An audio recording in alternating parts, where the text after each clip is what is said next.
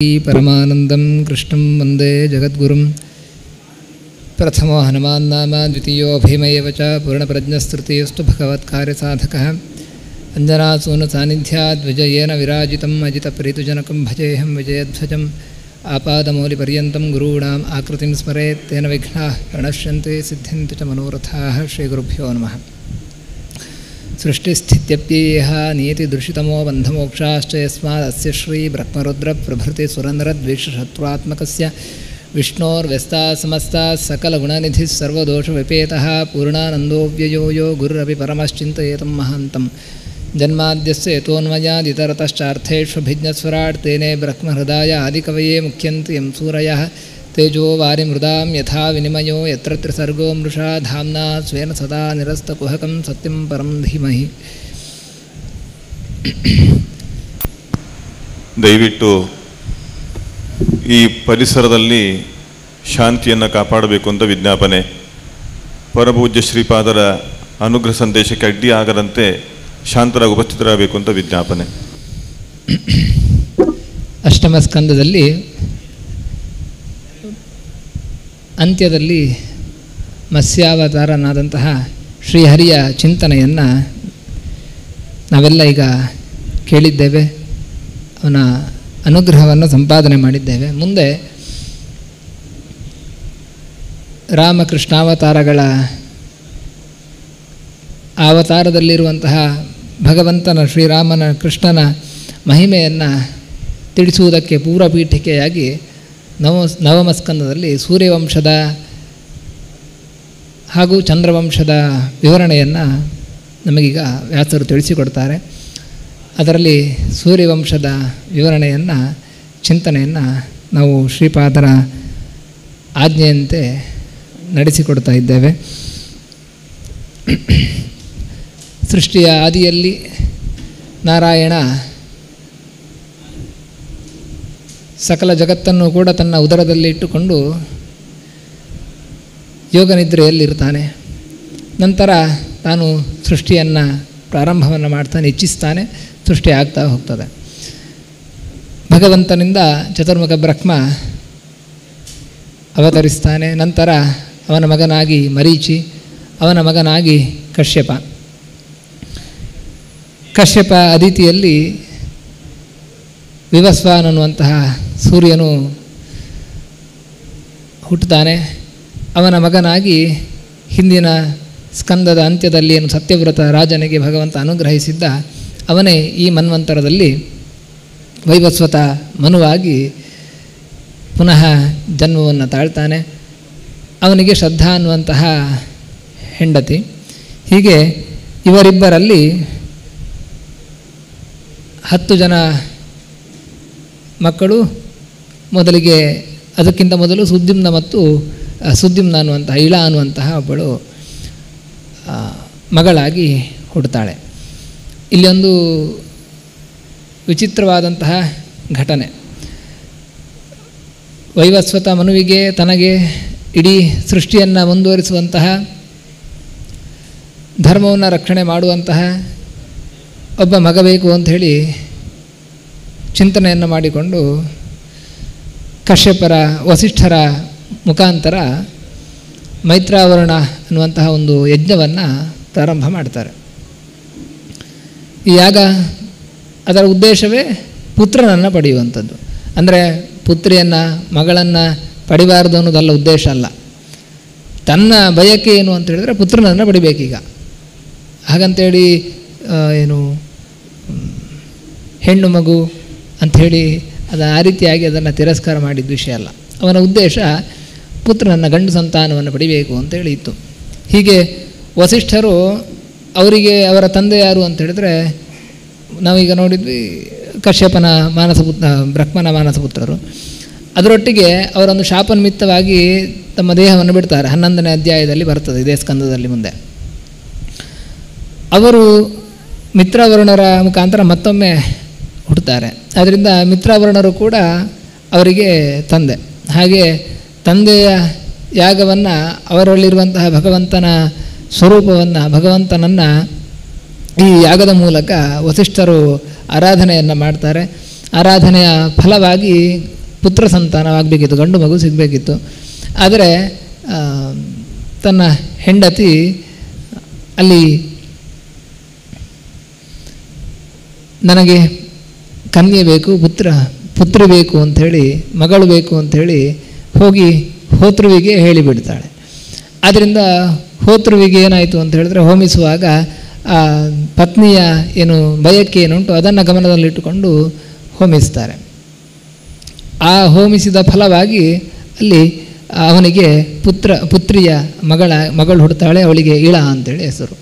ಇವನಿಗೆ ತಲೆಬಿಸಿ ಆಗ್ತದೆ ವೈವಸ್ವತ ಮನುವಿಗೆ. ನಾನು ಹೇಳಿದ್ದೇನೋ, ಇವರು ದೊಡ್ಡ ಜ್ಞಾನಿಗಳು, ಅವರು ಎಂತಹ ಜ್ಞಾನಿಗಳು ಅಂತ ಹೇಳಿದರೆ ಎಲ್ಲ ಪಾಪವನ್ನು ಕಳೆದುಕೊಂಡವರು, ದಗ್ಧ ಕಿಲ್ಬಿಷಾಹ ಅಂತೇಳಿ ಹೇಳ್ತಾ ಬರ್ತಾರೆ. ಮತ್ತು ಭಗವಂತನನ್ನು ಸಾಕ್ಷಾತ್ಕರಿಸಿಕೊಂಡವರು ಎಲ್ಲರೂ ಕೂಡ. ಅಂಥವರ ಯಾಗದಲ್ಲಿ ನಾವು ಬಯಸಿದಂತಹ ಫಲ ಸಿಗಲಿಲ್ಲ ಅಂತ ಹೇಳಿದರೆ ಏನು ಕಾರಣ ಏನು ಅದಕ್ಕೆ ಅಂತ. ಹಾಗಾಗಬಾರ್ದು, ಹಾಗಾಗಿದೆ, ಏನು ಕಾರಣ, ನಾವು ಬಯಸಿದ ಫಲ ಸಿಗಲಿಲ್ಲ ಏನು ಅಂಥೇಳಿ ಯೋಚನೆ ಮಾಡುವಾಗ ಮತ್ತೆ ಅವರು ಧ್ಯಾನದಲ್ಲಿ ಅವರಿಗೆ ಗೋಚರವಾಗ್ತದೆ ಈ ಒಂದು ತಪ್ಪಿನಿಂದ ಈ ರೀತಿಯಾಗಿದೆ ಅಂಥೇಳಿ. ಆದರೂ ಕೂಡ ರಾಜನ ಬಯಕೆಯಂತೆ ಅವನನ್ನು ಪುನಃ ನಾರಾಯಣನ ಧ್ಯಾನವನ್ನು ಮಾಡಿಕೊಂಡು ಪುನಃ ಅವನನ್ನು ಮಗನನ್ನಾಗಿ ಲಿಂಗ ಪರಿವರ್ತನೆಯನ್ನು ಮಾಡ್ತಾರೆ. ಇದೇ ಮೊದಲು ಪರಿವರ್ತನೆ ಆಗಿರುವಂಥದ್ದು, ಮತ್ತೆಲ್ಲೂ ಕಾಣ ಸಿಗುವುದಿಲ್ಲ.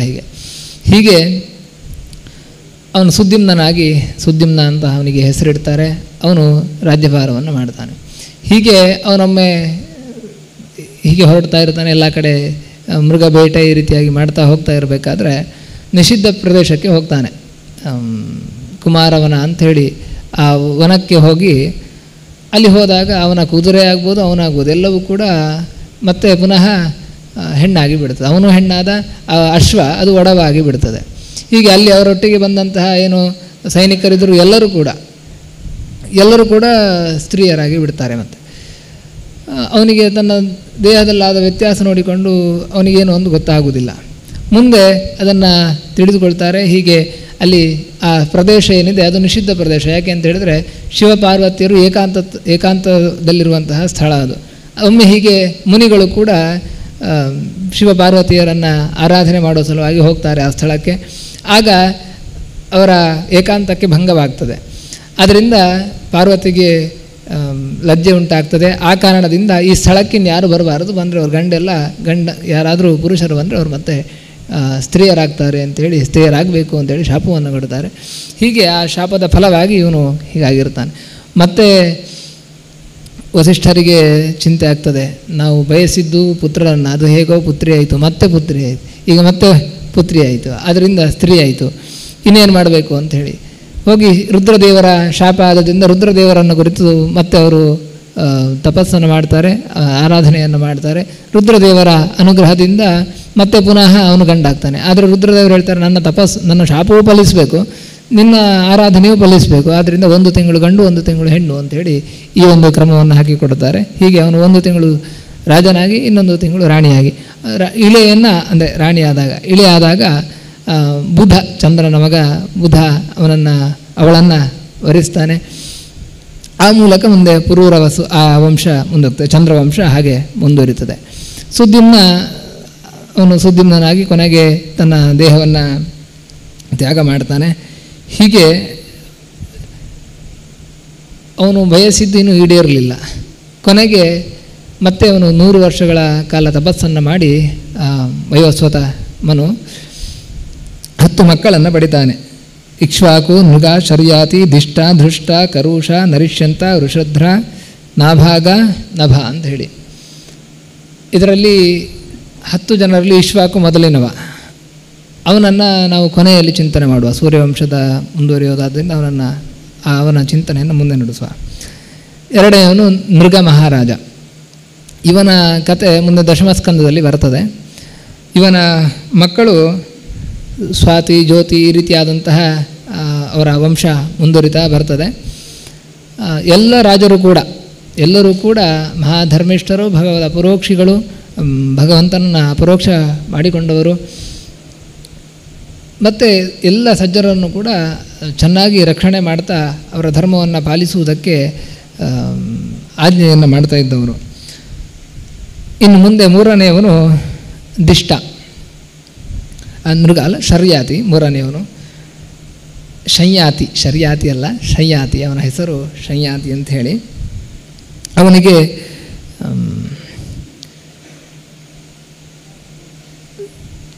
ಸುಕನ್ಯಾ ಅಂಥೇಳಿ ಒಬ್ಬಳು ಮಗಳು, ಮತ್ತು 3 ಜನ ಮಕ್ಕಳು. ಉತ್ತಾನಬರ್ಹಿ, ಆನರ್ಥ, ಭೂರಿಷೇಣ ಅಂಥೇಳಿ 3 ಜನ ಮಕ್ಕಳು. ಇದರಲ್ಲಿ ಸುಕನ್ಯಾ ಅಂತ, ಹೀಗೆ ರಾಜ ಮಗಳನ್ನು ಕರೆದುಕೊಂಡು ಹೀಗೆ ಆಶ್ರಮಕ್ಕೆ ಹೋಗಿರ್ತಾನೆ. ಚ್ಯವನ ಋಷಿಗಳ ಆಶ್ರಮದ ಪರಿಸರದಲ್ಲಿ ಇರ್ತಾರೆ.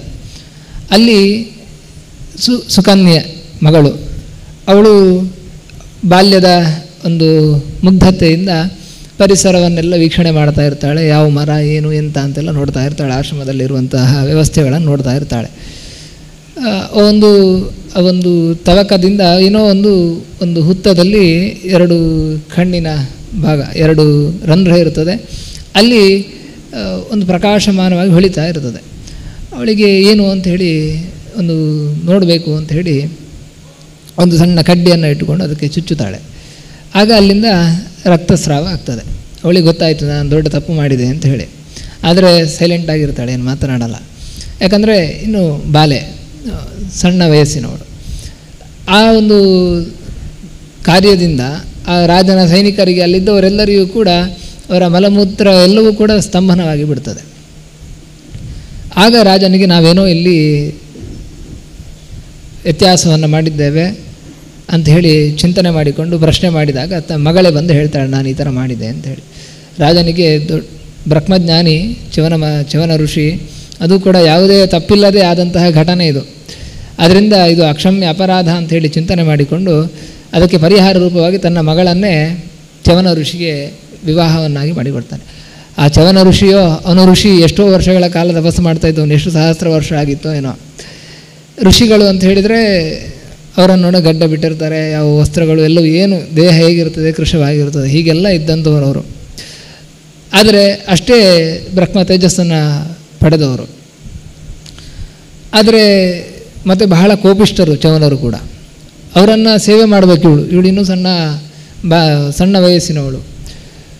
ಪತಿಯ ಸೇವೆಯನ್ನು ಮಾಡಬೇಕು, ಅದೊಂದೇ ಗೊತ್ತಿರುವಂಥದ್ದು, ಅದೇ ಧರ್ಮ. ಆದದ್ರಿಂದ ವಿಶೇಷವಾಗಿ ತನ್ನ ತಪ್ಪಿನಿಂದ ಪಶ್ಚಾತ್ತಾಪಗೊಂಡು ಚ್ಯವನರ ಸೇವೆಯನ್ನು ಮಾಡ್ತಾಳೆ.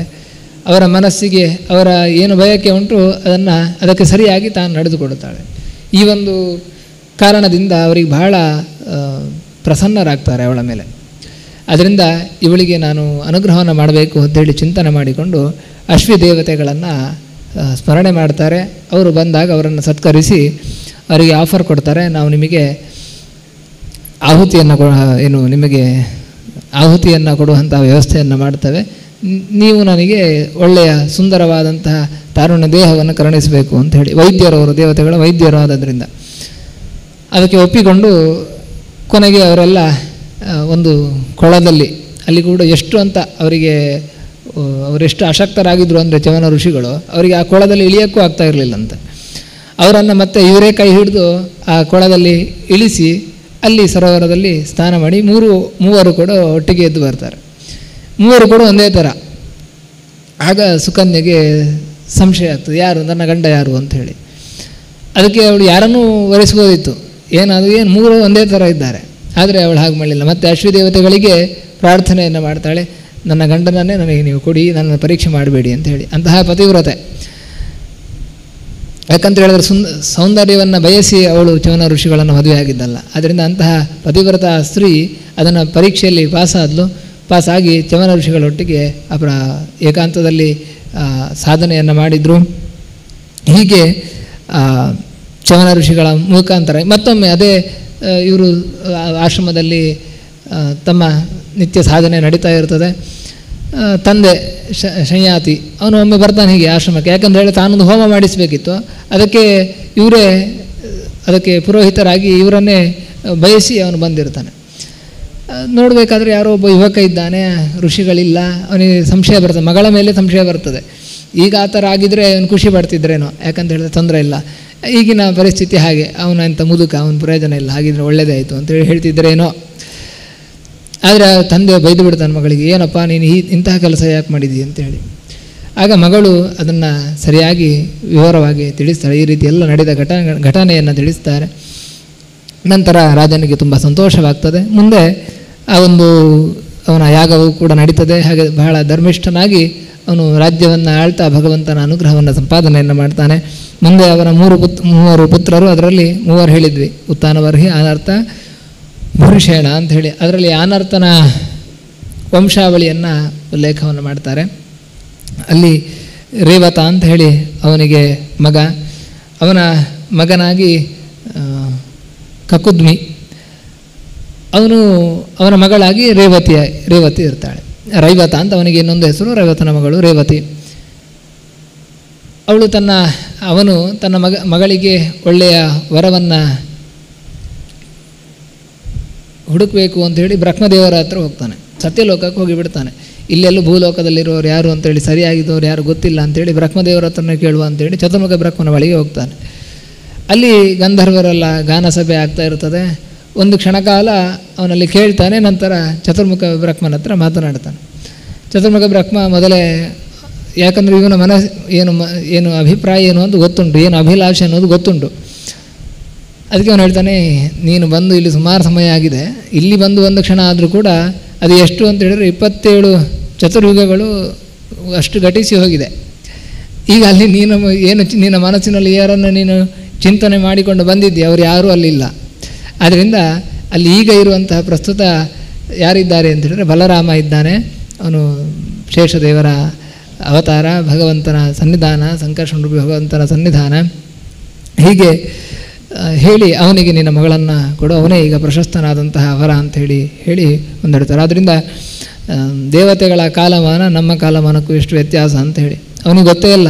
ಎಷ್ಟೋ ಯುಗಗಳು ಕಳೆದು ಹೋಗಿರುತ್ತದೆ. ಅದರಲ್ಲಿ ಎಷ್ಟೋ ಜನ ರಾಜರು, ಅವರ ಕುಟುಂಬ ಏನಿದೆ ಅದೆಲ್ಲೆಲ್ಲೋ ಹೋಗಿರ್ತದೆ. ಅಂತಹ ಒಂದು ಪರಿಸ್ಥಿತಿಯಲ್ಲಿ ಹೀಗೆ ಆ ಒಂದು ವಂಶಾವಳಿ ಮುಂದುವರಿತದೆ. ಹಾಗೆ ಬಲರಾಮನನ್ನು ಮದುವೆಯಾಗಿ ಮುಂದುವರಿತದೆ ಆ ವಂಶಾವಳಿ. ಈ ರೀತಿಯಾಗಿ ಇನ್ನು 4ನೇವನು ದಿಷ್ಟ ಅಂತ ಹೇಳಿ, ಇವನ ವಂಶದಲ್ಲಿಯೂ ಕೂಡ ಅನೇಕ ಮಂದಿ ರಾಜರು ಬಂದಿದ್ದಾರೆ. ಎಲ್ಲರೂ ಕೂಡ ವಿಶೇಷವಾಗಿ ಹರಿಭಕ್ತರು, ಧರ್ಮನಿಷ್ಠರು. ಅದರಲ್ಲಿ ಪ್ರತ್ಯೇಕವಾಗಿ ಹೇಳಬೇಕಾಗಿಲ್ಲ. ಮತ್ತು ಅದರಲ್ಲಿ ದಿಷ್ಟನ ಮಗ ನಾಭಾಗ ಅಂಥೇಳಿ. ಆದರೆ ಆ ದಿಷ್ಟ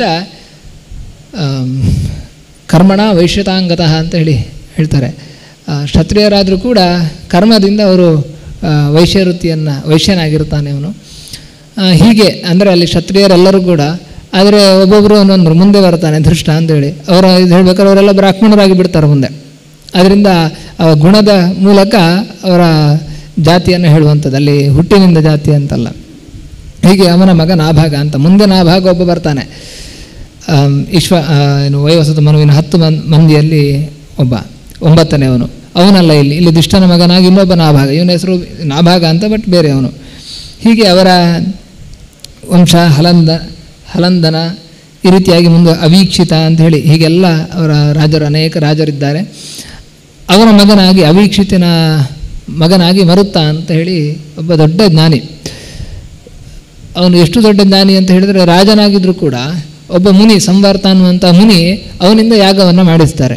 ಅಂತಹ ದೊಡ್ಡ ಜ್ಞಾನಿಯಾದವನು ಅವನಿಂದ ಯಾಗವನ್ನು ಮಾಡಿಸಿಕೊಂಡು ಅನುಗ್ರಹವನ್ನು ಪಡಿತಾರೆ.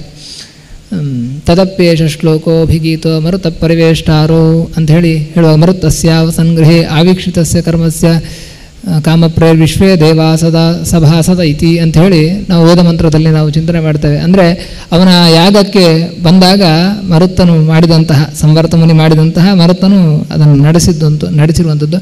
ಆ ಯಾಗದಲ್ಲಿ ದೇವತೆಗಳು ಕೂಡ ಬಂದು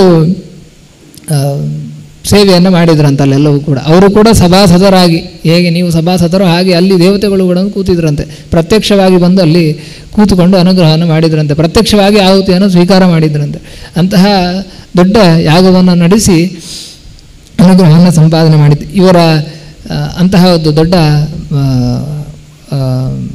ಪುತ್ರ ವಂಶ ಪರಂಪರೆ ನಡೆದು ಬಂದಂಥದ್ದು ದುಷ್ಟನ ವಂಶದಲ್ಲಿ. ಹೀಗೆ ಮುಂದುವರೆದುಕೊಂಡು ಬಂದು ತೃಣಬಿಂದು ಈ ರೀತಿಯಾದಂತಹ ರಾಜರು ಅನೇಕ ಜನರು ಬರ್ತಾರೆ. ಅಲ್ಲಿಯೇ ನಾವೆಲ್ಲ ಅಲ್ಲ, ಕೆಲವರು ಕುಬೇರ ಸಂಪತ್ತಿಗೆ ಅಧಿಪತಿ, ಅವನನ್ನು ಆರಾಧನೆ ಮಾಡ್ತಾರೆ. ಅಂತಹ ಕುಬೇರ ಸಂಪತ್ತಿನ ಅಧಿಪತಿ ಹುಟ್ಟಿದ್ದು ಇಲ್ಲಿ ತೃಣಬಿಂದು ಮತ್ತು ಅಲಂಬುಸ ಅನ್ನುವಂಥ ಅಪ್ಸರ ಐಲಿವಿಳ ಮತ್ತು ವಿಶ್ವವಸು ಅವರ ಮಗನಾಗಿ ಕುಬೇರ ಹುಡ್ತಾನೆ. ಮುಂದೆ ಅಲ್ಲಿ ಪುಲಸ್ತ್ಯರು, ವಿಶ್ವವಸು, ಮುಂದೆ ಕುಬೇರ ಮತ್ತು ಮುಂದೆ ರಾವಣ ಇವರೆಲ್ಲ ಮುಂದುವರಿತಾರೆ. ಹೀಗೆ ಈ ಒಂದು ಧಿಷ್ಠನ ವಂಶದಲ್ಲಿ ಬಂದವರು ಇವರೆಲ್ಲರೂ ಕೂಡ. ಇನ್ನು 5ನೇಯವನು ಧೃಷ್ಟ ಅಂತ ಹೆಸರು. ಇವರೆಲ್ಲರೂ ಕೂಡ ಬ್ರಾಹ್ಮಣರಾಗಿ ಅಂತ ಹೇಳಿದರೆ ಭಗವಂತನ ಈ ರಾಜ್ಯಭಾರವನ್ನು ಮಾಡುವುದಕ್ಕೆ ಅವರಿಗೆ ಮನಸ್ಸೇ ಇಲ್ಲ. ಆದ್ದರಿಂದ ಅವರೆಲ್ಲರೂ ಕೂಡ ಭಗವಂತನ ಚಿಂತನೆ ಮಾಡುವುದಕ್ಕೋಸ್ಕರ ಭಗವಂತನ ಗುಣ ಚಿಂತನೆಯನ್ನೇ ಮಾಡ್ತಾಯಿದ್ರು. ಬ್ರಾಹ್ಮಣರಾಗಿಯೇ ಅವರ ಇಡೀ ವಂಶವು ಹಾಗೆ ಮುಂದುವರೆದುಕೊಂಡು ಹೋಗ್ತದೆ. ಹಾಗೆ ಧಾಷ್ಟ್ರ ವಂಶ ಅಂಥೇಳಿ ಅವರೆಲ್ಲರೂ ಕೂಡ ಬ್ರಾಹ್ಮಣರಾಗಿಯೇ ಭಗವಂತನ ಅನುಗ್ರಹವನ್ನು ಪಡಿತಾರೆ. ಮುಂದೆ 6ನೇಯವನು ಕರುಷ ಅಂತ ಹೇಳಿ, ಇವರ ಪರಂಪರೆಯಲ್ಲಿ ಅವರ ಇಡೀ ವಂಶವು ಕೂಡ ಕ್ಷಾತ್ರ ಪರಂಪರೆಯಲ್ಲೇ ಮುಂದುವರಿಯುವಂಥದ್ದು. ಯಾರೂ ಕೂಡ ಬ್ರಾಹ್ಮಣರು ಅಂದರೆ ಋಷಿಯಾಗಿ ಮುಂದೆ ಭಗವಂತನ ಸಾಧನೆಯನ್ನು ಭಗವಂತನ ಅನುಗ್ರಹ ಪಡೆದವರಲ್ಲ. ಕ್ಷತ್ರಿಯರಾಗಿಯೇ ರಾಜಧರ್ಮವನ್ನು ಪರಿಪಾಲಿಸ್ತಾ ಭಗವಂತನ ಅನುಗ್ರಹವನ್ನು ಪಡೆದವರು. ಹೇಗೆ ಅಂತ ಹೇಳಿದ್ರೆ ಅವರ ಬಗ್ಗೆ ವಿವರಣೆ ಕೊಡಬೇಕಾದ್ರೆ ಅವರೆಲ್ಲ ಉತ್ತರ ಪಥದ ರಕ್ಷಕರಾಗಿ ಬ್ರಹ್ಮಣ್ಯ ಧರ್ಮವತ್ಸಲಾಹ, ಧರ್ಮವನ್ನು ರಕ್ಷಣೆ ಮಾಡುವುದರಲ್ಲಿ ಅವರು ಅದನ್ನು ಯಾವುದೇ ಒಂದು ಚ್ಯುತಿ ಇಲ್ಲದೆ ನಡೆಸ್ತಾ ಇದ್ದರು. ಹಾಗೆ ಬ್ರಹ್ಮಣ್ಯ ಅಂದರೆ ಯಾರೆಲ್ಲ ಬ್ರಹ್ಮಜ್ಞಾನಿಗಳಿದ್ದರು, ಬ್ರಾಹ್ಮಣರು ಅಂತ ಅರ್ಥ ಅಲ್ಲ, ಬ್ರಹ್ಮಜ್ಞಾನಿಗಳು ಯಾರಿದ್ದರು ಆಗಿನ ಕಾಲದಲ್ಲಿ ಬ್ರಾಹ್ಮಣರೆಲ್ಲರೂ ಕೂಡ ಬ್ರಹ್ಮಜ್ಞಾನಿಗಳೇ. ಆದ್ದರಿಂದ ಅಂತಹ ಎಲ್ಲರನ್ನು ಕೂಡ ವಿಶೇಷವಾಗಿ ರಕ್ಷಣೆ ಮಾಡ್ತಾಯಿದ್ರು. ಅಂತಹ ಒಂದು ಪರಂಪರೆ ಕರುಷ ರಾಜನ ಪರಂಪರೆ. ಮುಂದೆ 7ನೇಯವನು ನರಿಷ್ಯಂತ. ಇವನ ವಂಶದಲ್ಲಿ ಮುಂದೆ ಚಿತ್ರಸೇನ, ದಕ್ಷ ಮುಂತಾದವರೆಲ್ಲ ಬರ್ತಾರೆ. ಅಗ್ನಿಯು ಇದೇ ವಂಶದಲ್ಲಿ ಮತ್ತೆ ಅಗ್ನಿ ದೇವತೆ ಏನಿದ್ದಾನೆ ಅವನು ಹುಡ್ತಾನೆ. ಅವನ ವಂಶದಲ್ಲಿ ಅವನಿಗೆ ಜಾತೂಕರ್ಣ್ಯ ಅಂತ ಹೆಸರು. ಅವನ ವಂಶದಲ್ಲಿ ಮುಂದೆ ಅವನ ಮಕ್ಕಳಾಗಿ ಅಗ್ನಿವೇಶ್ಯಾನರು ಅನ್ನುವಂತಹ ಬ್ರಾಹ್ಮಣ ಪರಂಪರೆ ಒಂದು ಮುಂದುವರಿತದೆ. ಹೀಗೆ 7ನೇಯವನು 8ನೇಯವನು ವೃಷಧ್ರ. ವೃಷ ಅಂದರೆ ಧರ್ಮವನ್ನು ಧರಣೆ ಮಾಡುವವನು, ಧರಿಸುವವನು ಅಂತ ಹೇಳಿ ಅರ್ಥ. ಇವನು ಬಾಲ್ಯದಲ್ಲಿಯೇ ವಸಿಷ್ಠರ ಗೋವುಗಳನ್ನು ರಕ್ಷಣೆ ಮಾಡುವುದಕ್ಕೆ ನೇಮಿಸಲ್ಪಟ್ಟಿರ್ತಾನೆ ತಂದೆಯಿಂದಲೇ. ಹೀಗೆ ಅವನು ಹೇಗೆ ಅಂದರೆ ಒಂದು ವ್ರತ ಇರ್ತದೆ ಅವನಿಗೆ, ವೀರಾಸನ ವ್ರತವನ್ನು ತಾಳಿರ್ತಾನೆ. ಆ ವ್ರತವನ್ನು ಅನುಸರಣೆ ಮಾಡ್ತಾ ಇರ್ತಾನೆ. ಅಂತ ಹೇಳಿದ್ರೆ ಗೋವಿನೊಟ್ಟಿಗೆ ಇರುವಂಥದ್ದು, ಯಾವುದೇ ತೊಂದರೆ ಆದರೂ ಕೂಡ ರಕ್ಷಣೆ ಮಾಡೋದಕ್ಕೋಸ್ಕರ ಸದಾಕಾಲ ರಾತ್ರಿ ಹಗಲು 2 ಹೊತ್ತು ಕೂಡ ಗೋವಿನೊಟ್ಟಿಗೆ ಕಳೆಯುವಂಥದ್ದು. ಅಂತಹ ದೊಡ್ಡ ಸೇವೆಯನ್ನು ರಾಜನಾದರೂ ಕೂಡ ಈ ಸೇವೆಯನ್ನು ಮಾಡ್ತದೆ. ಯಾಕಂತ ಹೇಳಿದ್ರೆ ಗುರುಗಳು ಹೇಳಿದ್ದಾರೆ, ಅದನ್ನು ನಾನು ಪಾಲಿಸಬೇಕು ಅನ್ನೋ ದೃಷ್ಟಿಯಿಂದ ಬಹಳ ನಿಷ್ಠೆಯಿಂದ ಮಾಡ್ತಾ ಇರ್ತಾನೆ. ಒಂದು ರಾತ್ರಿ ಹೇಗೆ ಆ ರಾತ್ರಿಯ ವಿವರಣೆಯನ್ನು ಕೂಡ ಹೇಗಿತ್ತು ಆ ಒಂದು ಪರಿಸರ ಅನ್ನೋದನ್ನು ಹೇಳ್ತಾರೆ. ಕತ್ತಲು, ಮಳೆ ಬರುವಂತಹ ಇದು, ಆದರೆ ಸಿಡಿಲು ಬರ್ತಾ ಇರಲಿಲ್ಲ, ಆ ಮಿಂಚೆಲ್ಲ ಇರಲಿಲ್ಲ, ಆ ಬೆಳಕಿರಲಿಲ್ಲ, ಅಷ್ಟು ಕಗ್ಗತ್ತಲು. ಅಂತಹ ಮಳೆ ಬರ್ತಾ ಇದೆ. ಅಂತಹ ಸಂದರ್ಭದಲ್ಲಿ ಒಂದು ಬಲಿಷ್ಠವಾದಂತಹ ಒಂದು ಹುಲಿ ಆ ಒಂದು ಹಟ್ಟಿಗೆ ಬಂದು ಸೇರ್ತದೆ, ಗೋಶಾಲೆಗೆ. ಗೋವನ್ನು ತಿನ್ನಬೇಕು ಅಂತ ಹೇಳಿಕೊಂಡು ಇವನಲ್ಲೇ ಕಾಯ್ತಾ ಇರ್ತಾನೆ. ಗೊತ್ತಾಗ್ತದೆ, ಬಂತು ಅಂತಹ ಒಂದು ಶಬ್ದದಿಂದ ತಿಳಿತಾನೆ. ಹಸುವನ್ನು ರಕ್ಷಣೆ ಮಾಡಬೇಕು ಅಂತ ಹೇಳಿ ಕತ್ತಲೆಯಲ್ಲಿ ಒಂದು ಅಂದಾಜು ಮಾಡಿ ಆ ಖಡ್ಗವನ್ನು ಬೀಸ್ತಾನೆ. ಹಸುವನ್ನು ವ್ಯಾಘ್ರ ಅಂತ ಹೇಳಿಕೊಂಡು, ಹುಲಿ ಅಂತ ತಿಳಿದುಕೊಂಡು ಖಡ್ಗವನ್ನು ಬೀಸ್ತಾನೆ. ಅದು ಹುಲಿಯ ಕಿವಿಗೆ ಮಾತ್ರ ತಾಗ್ತದೆ, ಕಿವಿ ಕತ್ತರಿಸಿಕೊಂಡು ಹೋಗ್ತದೆ. ಆದರೆ ಹಸುವಿನ ಕುತ್ತಿಗೆ ಕತ್ತರಿಸಿ ಬಿಡ್ತದೆ. ಅದರಿಂದ ಗೋವಧೆ ಮಾಡಿದಂಥ ದೊಡ್ಡ ಪಾಪಕ್ಕೆ ಅವನು ಒಳಗಾಗ್ತಾನೆ. ಅಂದರೆ ಗೊತ್ತಿಲ್ಲದೆ ಮಾಡಿದ್ದು, ಆದರೂ ತಪ್ಪೇ. ಅದರಿಂದ ವಸಿಷ್ಠರೇ ಶಾಪ ಕೊಡ್ತಾನೆ, ನೀನು ರಾಜನಾಗಬೇಡ, ನೀನು ಕರ್ಮದಿಂದ ನೀನು ಶೂದ್ರನಾಗಿದ್ದಿ, ಅದರಿಂದ ನೀನು ಇದೆಲ್ಲವನ್ನು ಕೂಡ ಬಿಟ್ಟು ಈ ಒಂದು ಪಾಪವನ್ನು ಪರಿಮಾರ್ಜನೆ ಮಾಡಿಕೊಳ್ಳು ಅಂಥೇಳಿ ಅವನನ್ನು ಕಳಿಸಿಬಿಡ್ತಾರೆ. ರಾಜ ಸೇವೆ ಮಾಡ್ತಾ ಇದ್ದ, ತಪ್ಪಿಲ್ಲದೆಯೂ ಕೂಡ ಅವನನ್ನು ಈಗ ಶಾಪ ಕೊಟ್ಟು ಕಾಡಿಗೆ ಕಳಿಸಿಬಿಟ್ರು. ಅಂದರೆ ದುರಂತ ಒಂದು ರೀತಿಯಲ್ಲಿ, ಸಾಮಾನ್ಯವಾಗಿ ನೋಡಿದರೆ ಅದೊಂದು ದುರಂತ. ಯಾಕಂತ ಹೇಳಿದ್ರೆ ಬಾಲ್ಯ ವಯಸ್ಸು ಇನ್ನೂ ಕೂಡ 14-15 ವಯಸ್ಸು ಅಷ್ಟೇ. ಆ ವಯಸ್ಸಿನಲ್ಲಿ ನಡೆದಂತಹ ಘಟನೆ ಇದು. ಅದರಿಂದ ಒಂದು ಇಷ್ಟು ಭಗವಂತ ಪರಂಪರೆಯಲ್ಲಿ ಭಗವಂತನ ಆರಾಧನೆ ಮಾಡುವಂತಹ ಧರ್ಮಿಷ್ಠರ ಪರಂಪರೆಯಲ್ಲಿ ಈ ಒಂದು ಘಟನೆ ನಡೆದಿದ್ದು ಸರಿಯೋ ಅಂತ ಒಂದು ಸಂಶಯವೂ ಬರ್ತದೆ. ಆದರೆ ಮುಂದಿನ ಘಟನೆ, ಮುಂದೆ ಅವನು ಕಾಡಿಗೆ ಹೋಗಿ ಏನಾದ ಅಂಥೇಳಿ ತಿಳಿದುಕೊಂಡ್ರೆ ಅದು ದುರಂತವೋ ಅದು ಸೌಭಾಗ್ಯವೋ ಅಂಥೇಳಿ ನಮಗೆ ಗೊತ್ತಾಗ್ತದೆ. ಅವನು ಕಾಡಿಗೆ ಹೋದ್ಮೇಲೆ ಅದಕ್ಕೆ ಪರಿತಪಿಸಲಿಲ್ಲ. ಗುರುಗಳ ಆಲೋಚನೆಯನ್ನು, ಭಗವಂತನ ಅಪೇಕ್ಷೆಯನ್ನು, ಭಗವಂತನ ಇಚ್ಛೆಯನ್ನು ಗೊತ್ತು ಮಾಡಿಕೊಂಡು ಅವನು ಸಾಧನೆಯನ್ನು ಮಾಡ್ತಾನೆ. ಎಂಥ ಸಾಧನೆ ಅಂತ ಹೇಳಿದರೆ, ವಿಮುಕ್ತ ಸಂಘ ಶಾಂತಾತ್ಮ ಸಂಯತಾಕ್ಷೋ ಅಪರಿಗ್ರಹ ಎದೃಚ್ಛಯೋಪಪನ್ನೇನ ಕಲ್ಪಯನ್ ವೃತ್ತಿಮಾತ್ಮನಃ. ತಾನು ಹೇಗೆ ಬದುಕ್ತಿದ್ದ ಅಂದರೆ ಮುಕ್ತ ಸಂಘ, ವಿಮುಕ್ತ ಸಂಘ, ಯಾರನ್ನು ಕೂಡ ಹತ್ತಿರ ಬಿಟ್ಟುಕೊಳ್ತಿರಲಿಲ್ಲ, ಯಾರ ಸಂಘವನ್ನು ಕೂಡ ಮಾಡ್ತಾ ಇರಲಿಲ್ಲ, ಎಲ್ಲರನ್ನು ಬಿಟ್ಟಿದ್ದ. ಕಾಡಿಗೆ ಹೋದರೂ ಕೂಡ ಅಲ್ಲಿ ಜನರಿರ್ತಾರೆ, ಋಷಿ ಮುನಿಗಳಿರ್ತಾರೆ, ಒಬ್ಬನೇ ಏಕಾಂತದಲ್ಲಿರ್ತಾನೆ. ಇನ್ನು ಶಾಂತಾತ್ಮ, ಬರೀ ಸುಮ್ಮನೆ ಒಬ್ಬನೇ ಕೂತವನಲ್ಲ, ಶಾಂತಾತ್ಮ ಅಂದರೆ ಅವನು ಹೇಗಿದ್ದಾನೆ ಅಂದರೆ ನಾವು ಕೂಡ ಸಾಧನೆ ಮಾಡಬೇಕಂದ್ರೆ ಹಾಗೆ ಮಾಡಬೇಕು ಅಂತ. ಶಾಂತಾತ್ಮ, ಭಗವಂತನಲ್ಲಿ ವಿಶೇಷವಾಗಿ ಮನಸ್ಸನ್ನು ಇಟ್ಟವನು, ಬೇರೆ ಯಾರಲ್ಲೂ ಕೂಡ ಮನಸ್ಸಿಲ್ಲ, ಎಲ್ಲರನ್ನು ದೂರಪಡಿಸಿ ಭಗವಂತನ ಹತ್ತಿರದಲ್ಲಿ ಇದ್ದವ.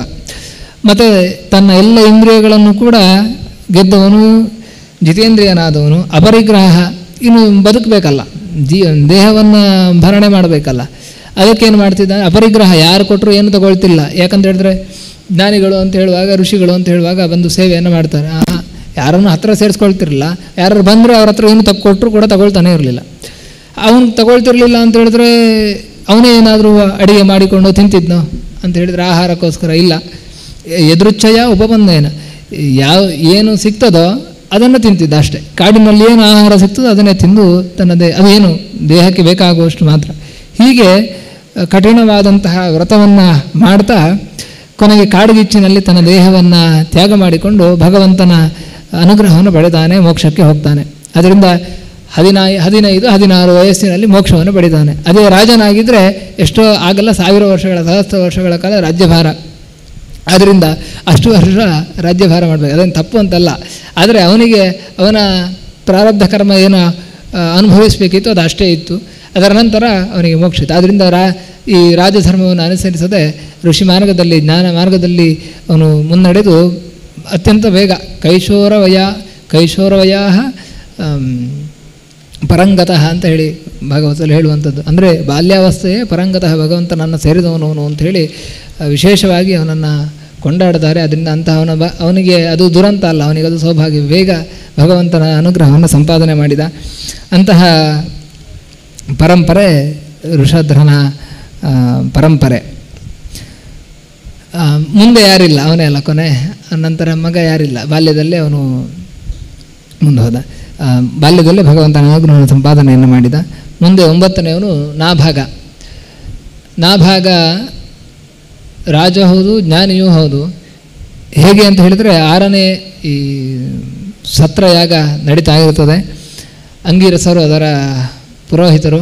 ಅವ್ರು ನಡೆಸ್ತಾ ಇರಬೇಕಾದ್ರೆ ಅವರಿಗೆ ಪ್ರತಿ ಸತಿಯೂ ಕೂಡ 6ನೆಯ ಆಹುತಿಯನ್ನು ಕೊಡಬೇಕಾದ್ರೆ, 6ನೆಯ ಸೋಮಾಹುತಿ ಕೊಡುವಂತಹ ಇದರಲ್ಲಿ ಅವರಿಗೆ ಆಹುತಿಯ ಇದನ್ನೇ ಮರೆತು ಹೋಗಿಬಿಡ್ತದೆ. ಆಗ ಇವನು ಹೋಗಿ ಅದನ್ನು ಹೇಳಿಕೊಡ್ತಾನೆ. ಅವರಿಗೆ ಸಂತೋಷ ಆಗಿ ಕೊನೆಗೆ ಆ ಯಜ್ಞದ ಸಂಪತ್ತನ್ನೆಲ್ಲ ಕೊಡ್ತಾರೆ. ಅವರಿಗೆ ಒಂದು 4-5 ಜನ ಅಣ್ಣ ತಮ್ಮಂದರೆಲ್ಲ ಇದ್ದರು. ಅವರೆಲ್ಲರೂ ಕೂಡ ಇವನು ತುಂಬ ಸಾತ್ವಿಕ, ಇವನು ಗುರುವಿನ ಸೇವೆಯನ್ನು ಮಾಡಿಕೊಂಡು ಇವನಿಗೆ ಅದರಲ್ಲೇ ಇವನು ಕಾಲ ಕಳೀತಾ ಇದ್ದಾನೆ. ಅವನಿಗೆ ರಾಜ್ಯ ಬೇಡ ಅಂತೇಳಿ ಅವನಿಗೆ ಭಾಗವನ್ನೇ ಕೊಡಲಿಲ್ಲ, ರಾಜ್ಯದ ಭಾಗವನ್ನೇ ಕೊಡಲಿಲ್ಲ. ಹಾಗೆ ತಂದೆ ಹತ್ರ ಕೇಳಿದಾಗ ಅಲ್ಲಿ ಹೋಗು, ಆ ಆಹುತಿಯಲ್ಲಿ ಈ ಥರ ಅವರಿಗದು ಮರೆತು ಹೋಗ್ತದೆ, ನೀನು ಅವರಿಗೆ ಹೇಳಿಕೊಡು, ನಿನಗೆ ಅವನ ಅಲ್ಲಿಯ ಸಂಪತ್ತನ್ನೆಲ್ಲ ಕೊಡ್ತಾರೆ ಅಂತೇಳಿ ಹೇಳಿರ್ತಾನೆ. ಹೀಗೆ ಹೋಗಿ ಆ ಸಂಪತ್ತನ್ನೆಲ್ಲ ಇವನಿಗೆ ಕೊಡ್ತಾರೆ. ಸಂಪತ್ತನ್ನು ಅವನು ತಗೊಳ್ಬೇಕು ಅನ್ನುವಾಗ ಕಪ್ಪು ವರ್ಣ, ಶ್ಯಾಮ ವರ್ಣದಿಂದ ಒಬ್ಬ ವ್ಯಕ್ತಿ ಬರ್ತಾನೆ. ಬಂದು ಇದು ನನ್ನ ಸಂಪತ್ತು, ನೀನು ತಗೊಳ್ಬೇಡ ಅಂತ. ಋಷಿ ಮುನಿಗಳು ನನಗೆ ಕೊಟ್ಟಿದ್ದಾರೆ, ನೀನು ನಿನ್ನ ಸಂಪತ್ತು ಹೇಳಿದ್ರೆ ಹೇಗೆ ಅಂತ, ನಿನ್ನ ಅಪ್ಪನ ಹತ್ರ ಕೇಳು ಅಂತೇಳಿ ಅಪ್ಪನ ಹತ್ರ ಬರ್ತಾನೆ. ಅಪ್ಪ ಹೇಳ್ತಾನೆ, ಅವನು ರುದ್ರದೇವರು ಯಾಗದ ಏನೆಲ್ಲ ಶೇಷ ಭಾಗ ಉಂಟು ಅದೆಲ್ಲ ಅವನಿಗೆ ಸೇರಬೇಕಾದದ್ದು, ಅದರಿಂದ ಅದು ಅವನಿಗೆ ಸೇರಿದ್ದು ಅಂತ ಹೇಳಿ ಬಾ ಅಂಥೇಳಿ ಹೇಳಿ ಕಳಿಸ್ತಾನೆ. ಅವನು ಹೋಗಿ ರುದ್ರನಿಗೆ ತನ್ನ ತಪ್ಪನ್ನು ಅರಿಹಿ ನನಗೆ ಗೊತ್ತಿರಲಿಲ್ಲ ಅನ್ನೋದನ್ನು ಕ್ಷಮೆಯನ್ನು ಕೇಳಿಕೊಂಡು ಅವನ ಪ್ರಾರ್ಥನೆಯನ್ನು ಮಾಡ್ತಾನೆ. ರುದ್ರದೇವರಿಗೆ ಸಂತೋಷವಾಗ್ತದೆ. ಆ ಮೂಲಕ ಅವನಿಗೆ ಆ ಸಂಪತ್ತನ್ನು ಕೊಡ್ತಾನೆ. ಅದಕ್ಕಿಂತ ಹೆಚ್ಚು ದೊಡ್ಡ ಸಂಪತ್ತು ಏನು ಅಂತ ಹೇಳಿದ್ರೆ ಜ್ಞಾನ ಸಂಪತ್ತನ್ನು ಕೊಡ್ತಾನೆ. ಆ ಜ್ಞಾನ ಸಂಪತ್ತು ಹೇಗೆ ಅಂತ ಹೇಳಿದರೆ ಓದಿ ಬರುವ ಜ್ಞಾನ ಅಲ್ಲ, ಓದದೆ ವೇದದ ಅರ್ಥವನ್ನು ತಿಳಿಯುವಂತಹ ಅನುಗ್ರಹವನ್ನು ಮಾಡ್ತಾನೆ. ಒಂದು ದೊಡ್ಡ ಅನುಗ್ರಹವನ್ನು ಸಂಪಾದನೆ ಮಾಡಿಕೊಂಡು ಬರ್ತಾನೆ. ಹೀಗೆ ನಾಭಾಗನ ವಂಶದಲ್ಲಿ ನಾಭಾಗನ ಪುತ್ರನಾಗಿ ಅಂಬರೀಷ ಬರುವಂಥದ್ದು. ಇವತ್ತು ಏಕಾದಶಿ, ಆದ್ದರಿಂದ ಅಂಬರೀಷನ ಚರಿತ್ರೆಯನ್ನು ನಾವು ಕೇಳಲೇಬೇಕು. ಇವನು ಯಾವ ರೀತಿ ತನ್ನ ಜೀವನವನ್ನು ಮಾಡ್ತಾ ಇದ್ದ ಅಂತ ಹೇಳಿ,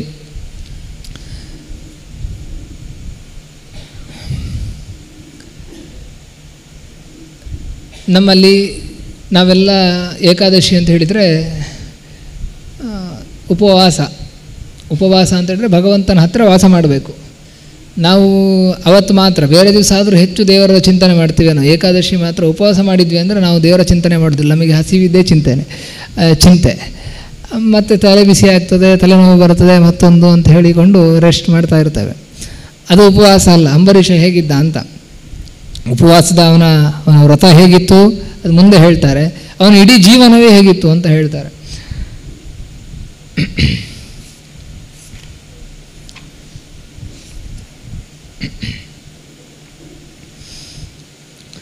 ತನ್ನ ಎಲ್ಲ ಇಂದ್ರಿಯಗಳಿಂದಲೂ ಕೂಡ ಭಗವಂತನನ್ನು ಆರಾಧನೆ ಮಾಡ್ತಾ ತನ್ನ ರಾಜ್ಯವನ್ನು ಅವನು ಪರಿಪಾಲನೆ ಮಾಡ್ತಾ ಇದ್ದ.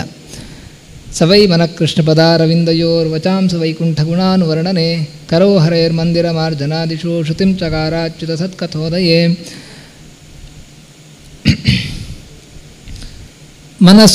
ನಮ್ಮ ಮನಸ್ಸು ಲೋಕದ ಚಿಂತನೆಯನ್ನು ಮಾಡ್ತದೆ, ನಮಗೆ ಬೇಕಾದ ವ್ಯವಸ್ಥೆಗಳ ಬಗ್ಗೆ ಚಿಂತನೆ ಮಾಡ್ತದೆ. ಆ ಅಂಬರೀಷನ ಮನಸ್ಸು ಅದು ಭಗವಂತನ ಪಾದಕಮಲ ಬಗ್ಗೆ ಚಿಂತನೆ ಸದಾ. ನಮ್ಮ ಮಾತು ಲೋಕದ ವಿಚಾರಗಳು, ಅದಕ್ಕೆ ಬಹುಲೋಕ ವಿಚಿಂತನಯ ಅಂಥೇಳಿ ಅದನ್ನು ಬದಿಗಿಟ್ಟು ಭಗವಂತನಲ್ಲಿ ಈಶಪದೇ ಮಾನಸಂ, ಭಗವಂತನ ಪಾದಕಮಲದಲ್ಲಿ ಮನಸ್ಸನ್ನು ಇಡು ಅಂಥೇಳಿ ಆಚಾರ್ಯ ಮಧ್ವರು ನಮಗೆ ಆಜ್ಞೆಯನ್ನು ಮಾಡಿದ್ದಾರೆ. ಅವನು ತಮ್ಮ ಮಾತುಗಳನ್ನೆಲ್ಲ ಲೋಕದ ಹರಟೆಗೆ ಬಳಸಲಿಲ್ಲ, ಭಗವಂತನ ಗುಣ ಕಥನೆಯನ್ನು ಮಾಡಿದ, ಗುಣ ಅನುವರ್ಣನೆಯನ್ನು ಮಾಡ್ತಾ ಇದ್ದ. ಇನ್ನು ಕೈಗಳನ್ನು ನಾವು ನಮ್ಮ ಕೆಲಸವನ್ನು ಮಾಡೋದಕ್ಕೆ ಮಾತ್ರ, ಇಲ್ಲ 4 ಜನಕ್ಕೆ ಪೆಟ್ಟು ಕೊಡೋಕ್ಕೆ ಯೂಸ್ ಮಾಡ್ತೇವೆ. ಅಂಬರೀಷ ಹಾಗೆ ಮಾಡಲಿಲ್ಲ. ಅವನ ಕೈಯನ್ನು ಏನು ಮಾಡಿದ ಅಂತ ಹೇಳಿದರೆ, ಅದರಿಂದ ಭಗವಂತನ ಆಲಯಗಳನ್ನು ಶುಚಿ ಮಾಡುವುದರಲ್ಲಿ ಅದನ್ನು ಬಯಸಿದ. ತನ್ನ ಕೆಲಸ ಮಾಡ್ತಾ ಇದ್ದ, ಆದರೆ ಮುಖ್ಯವಾಗಿ ಅದು ಮುಖ್ಯ ಅಲ್ಲ. ಅವನಿಗೆ ಭಗವಂತನ ಆಲಯವನ್ನು ಶುದ್ಧ ಮಾಡುವಂಥದ್ದು ಅವನಿಗೆ ಮುಖ್ಯ ಕೆಲಸವಾಗಿತ್ತು ಆ ಇಂದ್ರಿಯದಿಂದ. ಹೀಗೆ ನಾವೆಲ್ಲ ದೇವರ ಮನೆಯನ್ನು ಸ್ವಚ್ಛ ಮಾಡುವುದು ಹೇಳಿದರೆ, ಅಥವಾ ಆ ಪರಿಸರವನ್ನು ಸ್ವಚ್ಛ ಮಾಡುವುದು ಅಂತ ಹೇಳಿದರೆ ಎಲ್ಲರೂ ಅಂತಲ್ಲ, ಏನೋ ಒಂದು ಭಾವನೆ ಇರ್ತದೆ. ಆದರೆ ಅದು ಭಗವಂತನ ಒಂದು ರೀತಿಯ ಸೇವೆ. ನಮ್ಮ ಕರದಿಂದ ಭಗವಂತನ ಸೇವೆ ಮಾಡೋದು ಹೇಗೆ ಅಂತ ಹೇಳಿದರೆ ಅರ್ಚನೆ ಇದೆಲ್ಲವೂ ಕೂಡ ಮಾಡ್ತೇವೆ. ಇದು ಕೂಡ ಅದನ್ನು ಶುದ್ಧ ಮಾಡುವಂಥದ್ದು, ಪರಿಸರವನ್ನು ಶುದ್ಧ ಮಾಡುವುದು ಕೂಡ ಭಗವಂತನ ಒಂದು ಆರಾಧನೆ. ಈ ರೀತಿಯಾಗಿ ಭಗವಂತನ ಆರಾಧನೆಯನ್ನು ಮಾಡ್ತಿದ್ದ. ಇನ್ನು ಶ್ರುತಿಂ ಚಕಾರ ಅಚ್ಯುತ ಸತ್ಕಥೋದಯೇ, ತಾನು ಮನಸ್ಸಿನಲ್ಲಿ ಎಲ್ಲ ಕಡೆ ಮಾತಿನಲ್ಲಾಗ್ಬೋದು, ಕಿವಿಯಲ್ಲೂ ಕೂಡ ಭಗವಂತನ ಕಥೆಯನ್ನೇ ಶ್ರವಣ ಮಾಡ್ತಾ ಇದ್ದ. ಇನ್ನು ಕಣ್ಣಿನಿಂದ ಭಗವಂತನ ಪ್ರತೀಕಗಳ ದರ್ಶನ, ಆ ದೇವಾಲಯಗಳ ದರ್ಶನವನ್ನು ಮಾಡ್ತಾ ಇದ್ದ. ಮತ್ತು ತನ್ನ ಸ್ಪರ್ಶ ಇಂದ್ರಿಯ ಯಾರ ಅಂಗಸಂಗ ಮಾಡ್ತಾ ಇದ್ದ ಅಂತ ಹೇಳಿದ್ರೆ, ಭಗವದ್ಭಕ್ತರು ಯಾರೋ ಅವರ ಅಂಗಸಂಗವನ್ನು ಮಾಡ್ತಾ ಇದ್ದ. ಯಾರ ಹತ್ರನೋ ಹೋಗಿ ಮಾತನಾಡ್ತಿರಲಿಲ್ಲ, ಭಗವದ್ಭಕ್ತರು ಯಾರೋ ಅವರಲ್ಲಿ ಮಾತ್ರ ಮಾತನಾಡ್ತಿದ್ದ. ಮತ್ತು ಘ್ರಾಣೇಂದ್ರಿಯದಿಂದ ಭಗವಂತನಿಗೆ ಅರ್ಪಿಸಿದಂತಹ ನಿರ್ಮಾಲ್ಯವನ್ನು, ಆ ಒಂದು ಪರಿಮಳವನ್ನು ಮಾತ್ರ ಆಘ್ರಾಣಿಸುತ್ತಿದ್ದ. ಆ ಘ್ರಾಣೇಂದ್ರಿಯ ಅದಕ್ಕೆ ಮೀಸಲು.